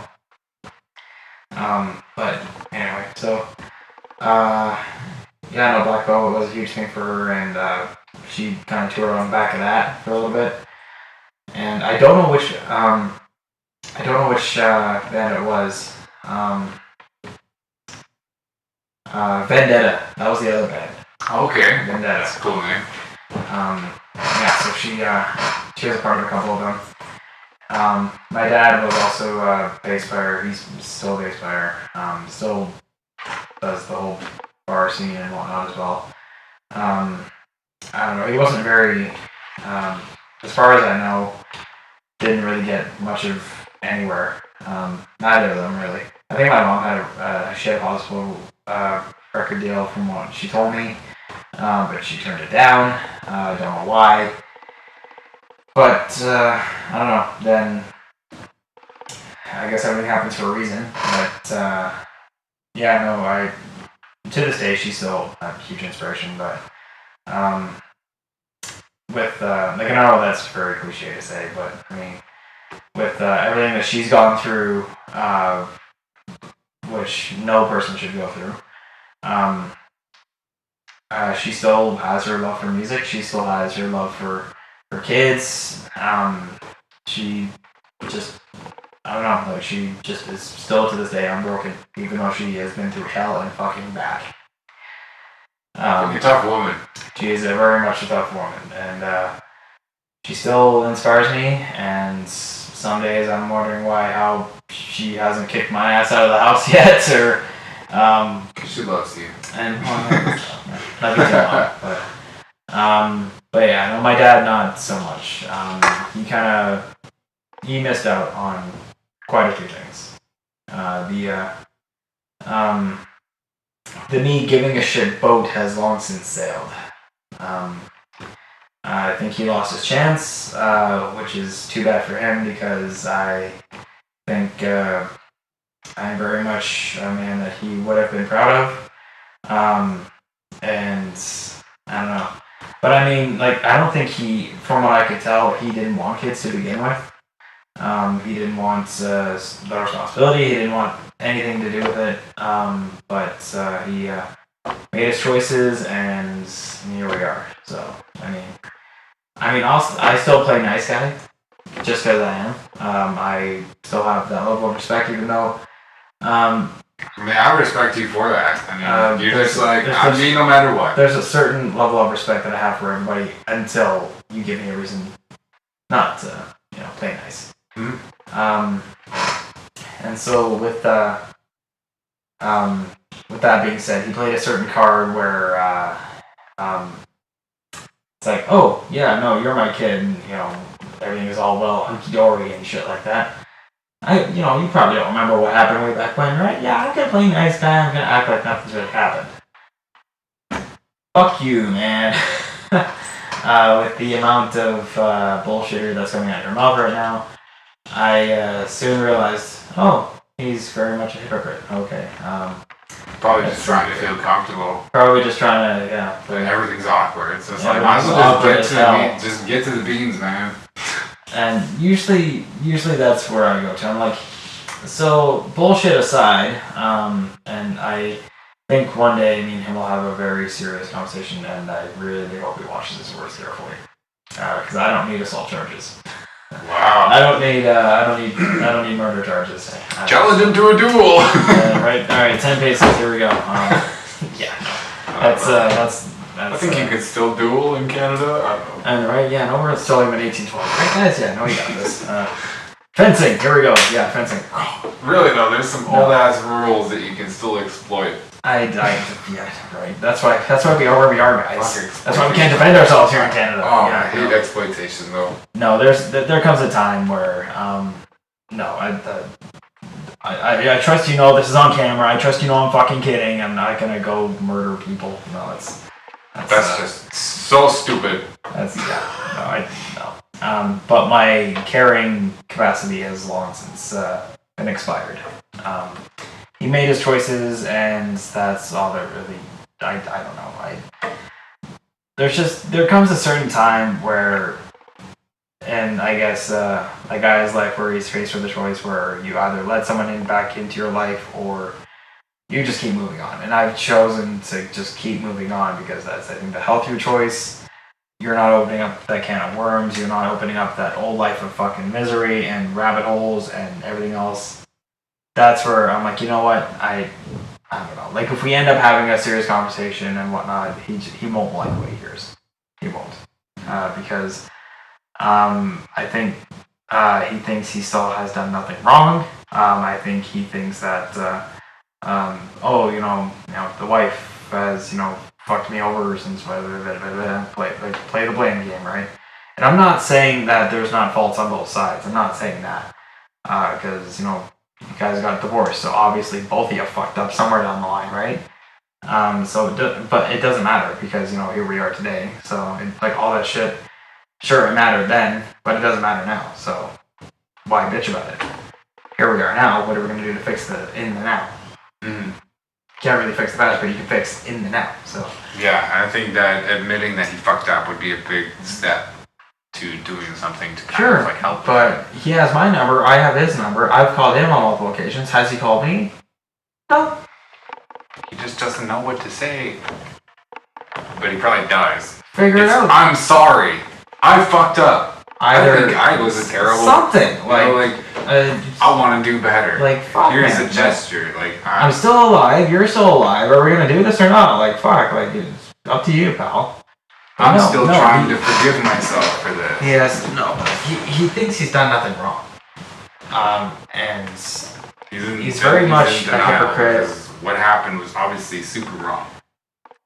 You don't throw your kids up and down the stairs. You don't slam fucking fingers on the doors. You don't just smack them around. You don't pin them up against. You don't pin their mom up to the fucking wall and choke her half to death. You don't make her go to work after surgery, after a birth that has nearly killed her. Yeah, she nearly died in childbirth, by the way. Holy fuck. And he's like, go to work. And exactly. That's exactly what he said. And there were certain things that were very intimate that kids should not have seen. There were certain things where I was forgotten at bars. I was forgotten at fucking Walmart. Multiple DUIs later. Driven like pissed fucking drunk with kids in a truck that had no seatbelts. Yeah, so I mean, there were certain choices that he chose to make, and I mean, child services had a fucking field day with this. So yeah, no, there were certain things that just shouldn't have happened, but happened anyway. But like I said, moving on in the now. Logan, unfortunately, has had Logan's my little brother. Logan has had a certain similar experience, but there were certain things that I said to myself, actually, when he was born, I'm like, I'm actually going to do my damnedest to make sure what happened to me doesn't happen to this kid. And unfortunately, some things did happen, but it came to a stop sooner than later. Back when I was like 12, 13, I was dealing with dad number 2 that had pretty much the same fucking problems, but in country style. It's like, great, another one. Great choice in men, Mom. I mean, then I wouldn't be here, so I mean, there's good that, out of every tragedy, there should be something positive gained from it. I mean, something. Doesn't matter what it is. Something positive that needs to come out of a certain tragedy. And I know that's probably really, really hard to find, but at least then it makes the problem easier to deal with. And this goes for almost every problem. I mean, knowing that you've been through something tragic, gives you the strength to think twice. That you've been through some fucking terrible shit, so you're looking at the rest of life like, you know what? I think I can handle this. The world is not that bad. As long as it's not as bad as what it used to be, I'm going to be okay. Yeah, so and this you've got some kind of like learning and wisdom, and you can say to your little brother, like, watch out for this stuff, and whatever. Exactly, and so far he's a great fucking kid. He's super smart, loves cars inside and out. Like, fuck, if I need an oil change, I'll go to my little brother for Christ's sakes. Like, that's pretty cool. Right, and so but anyway, so like there's just certain things that I think a lot of folks need to realize that, despite whether it's domestic violence, despite whether it's some kind of abusive relationship, whether it be a boyfriend, a husband, doesn't matter. Even siblings, like domestic violence exists in siblings too. Brother against sister, brother against brother, sister against sister, mom against daughter. There's certain. It's in every form. There's definitely some shit that goes down in like a bigger family and stuff, depending on who's fuck shit that happened in my family. Shit happens, but I mean, I'm just me, so I'm good. Exactly. They fight and stuff, and I'm just like, hey, can we just exactly? And some people have a harder time fighting themselves than they do other people. And I mean, this can also be related to yourself too. Oh my god, I hate myself for this and this and this and this. But what's at least one positive little thing that, I'm actually, I'm all right at this or whatever. Find something either a talent, either something that just makes you feel good. If the situation, I mean, you can even just notice something positive about something else and give them a compliment. And just exactly, kind, and guess what? You That might something from that. And exactly, that might make you feel even better about something else. And if it feels good, do it. Then you're a good person. Just because there was a really bad person in my life doesn't mean I have to be a bad person. Exactly. I can still be a good person. And unfortunately, feels good to be a good person. Yeah. And unfortunately, a lot of the best fucking people out there today have been through the fucking worst that life can give. Just the absolute worst that life can offer. Whether that be just the worst home life or whatever else. There were times even in school where I would rather be at school than at home. And there were certain times where the officer was actually afraid to send me on the school bus to go back home. She's like, I don't know about this, but all right, but thanks to Constable Monroe was her name. Like she was just an absolute just godsend. But like that was kind of the start of like dealing with that problem. But back to my little brother, actually, like there were certain things that I couldn't really help control, but I could help end it. So like I didn't really know what to do about this, in this scenario and whatnot. But I remember one little thing that she told me: keep calling 911. Just keep it. It doesn't even matter if you talk about tacos or fucking like whatever else, your favorite TV show. If you log that 911 call, that's logged. That's not going anywhere. In the, like not really in the courtroom, but at the courthouse, like there was this mediation thing. Mm-hmm. The one thing that caused things to be caught, or be brought to light, or like give proper attention to, were all the 911 calls. Oh, the one guy was right. Shit. Because they even said the one lady, either like in charge of the courthouse or whatever, or, I don't know, assigned to this case, was like, so if nothing's wrong, Mr. Scott, how come there's so many 911 calls from your residents? Oh, those, he kept blaming me and Derek and whatnot. He kept blaming us for this and this and this and this and this. She asked, well, why? Why? Like why is, like, there's obviously something wrong here. If everything's all hunky-dory and whatnot, what the hell is the problem? He had no answer. He couldn't answer anything. And so I was like, I want a lawyer. I'm like, there it is right there. So, needless to say, it got brought to regular courts. So like the proper provincial hearing or whatever. So like there were a few hearings that were, I think I was working at IGA at the time. But this is over a course of 10 years of just information that was just out the wazoo. And finally, it was just brought to the right people, and luckily we got the same judge a couple times. Because we get the same judge and whatnot, like he knows what's going on, so he's already educated on kind of what's going on. Mm-hmm. So like we had to create affidavits and statements and more like I remember running like with all this lawyer referral numbers and shit like that. I was playing lawyer for 6 months while doing this and working at McDonald's at the same time.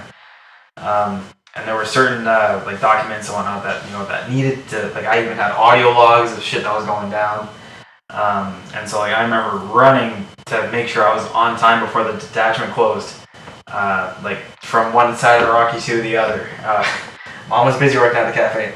So I had to run down Main Street and run all the way across the truck stop and everything else. And I'm running through wheat fields and shit in the mud and whatnot because I seen the detachment right there. I'm like, fuck this. And so I lost a shoe and I'm like, oh shit.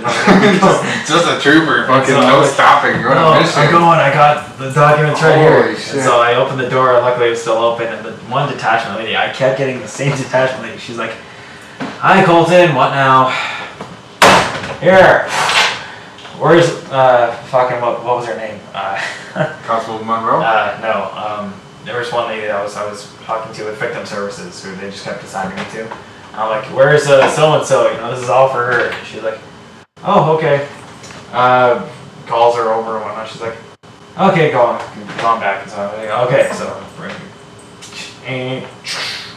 go in and finally, like that's kind of where it was kind of brought from Rocky to Red Deer, and that's finally where wheels got turning, and that's where I got to take a break because like the RCMP, it's a loving relationship. Like you got it, unless you're willing to do the legwork of bullshit, it's almost not worth it. But if you have to do a lot of paperwork. You have to be the detective for a while. Okay. Let's put it that way. So, like, unless you got solid proof, unless you got this and this and this and this, unless someone's shooting someone or someone's in the middle of stabbing somebody, there's not a fucking thing that they can do. There's not. And push come to shove, like when a guy is beating on a fucking kid, unless they seen it, there's not a damn thing they can do. How sad is that? Well, it's gonna be an hour before you guys get here anyway, so I mean, might as well. It was kind of a gong show. Actually, they gave Derek more shit for uttering threats than Ken there beating on his kid. How fuck's that? That sucks. So, But yeah, no, it was an interesting time. Let's put it that way. But luckily for Logan, to put the story to a close here, luckily for Logan, it ended sooner than later. Instead of giving him a dad number 2 for 10 more years, that's just as bad. Yeah. So, but yeah, no, it like luckily now that we've moved away from that and like we're here in town now, it's way the fuck better. Everyone's happier. He's going to way better schools, and actually he had a class that I'm actually jealous that I wish I had. It was called the History of Rock and Roll. Oh my god! And it was he was telling me about this. I'm like, so can I join at all? Show me your homework. That is one. Yeah, exactly. That is one class I know for a fact I would fucking ace, 100%. And actually, like I remember taking a lot of classes that were like in psychology and sociology and things like that. And I remember globalization for whatever reason. I didn't know what the hell that was about, but actually, like I'm a little more familiar with that now. But the history of rock and roll, man, like come on, like really. I'm glad they're teaching that in high school. Fine, like, well, this was elementary. I mean, all we It had was like an school option drop. class apparently. But like, for me, the only option class was like one option: cooking. Not much of an option, but Honestly. thanks. But I can make amazing scrambled eggs though. Hell yeah. Like little bits of dill in there and everything else. Okay. Right on. But yeah, no, anyway, so no, I'm happy for him. Like he's way smarter than me when I was a kid, and I was a smart fucking kid too. And I think he's just as smart, if not smarter. So no, So good. that guy's gonna go places for sure. But anyway, so I don't know if we want to close this out here now or later, but I think we're probably at a full time. I think should probably wrap it up. We kind of go on a couple hours here just complaining and. So listeners, check us out at LBG's on the 23rd. It's coming up right away. And yeah, keep tuning in to Intense Reality because we're working on some stuff. And who knows, there might be another band in this project. Follow Colton Shaw, he's got some cool shit. There we go, follow Taylor Elliott, he's got some cool shit, so. It's good. Alright, well that's it. Anyway. The end. Finish.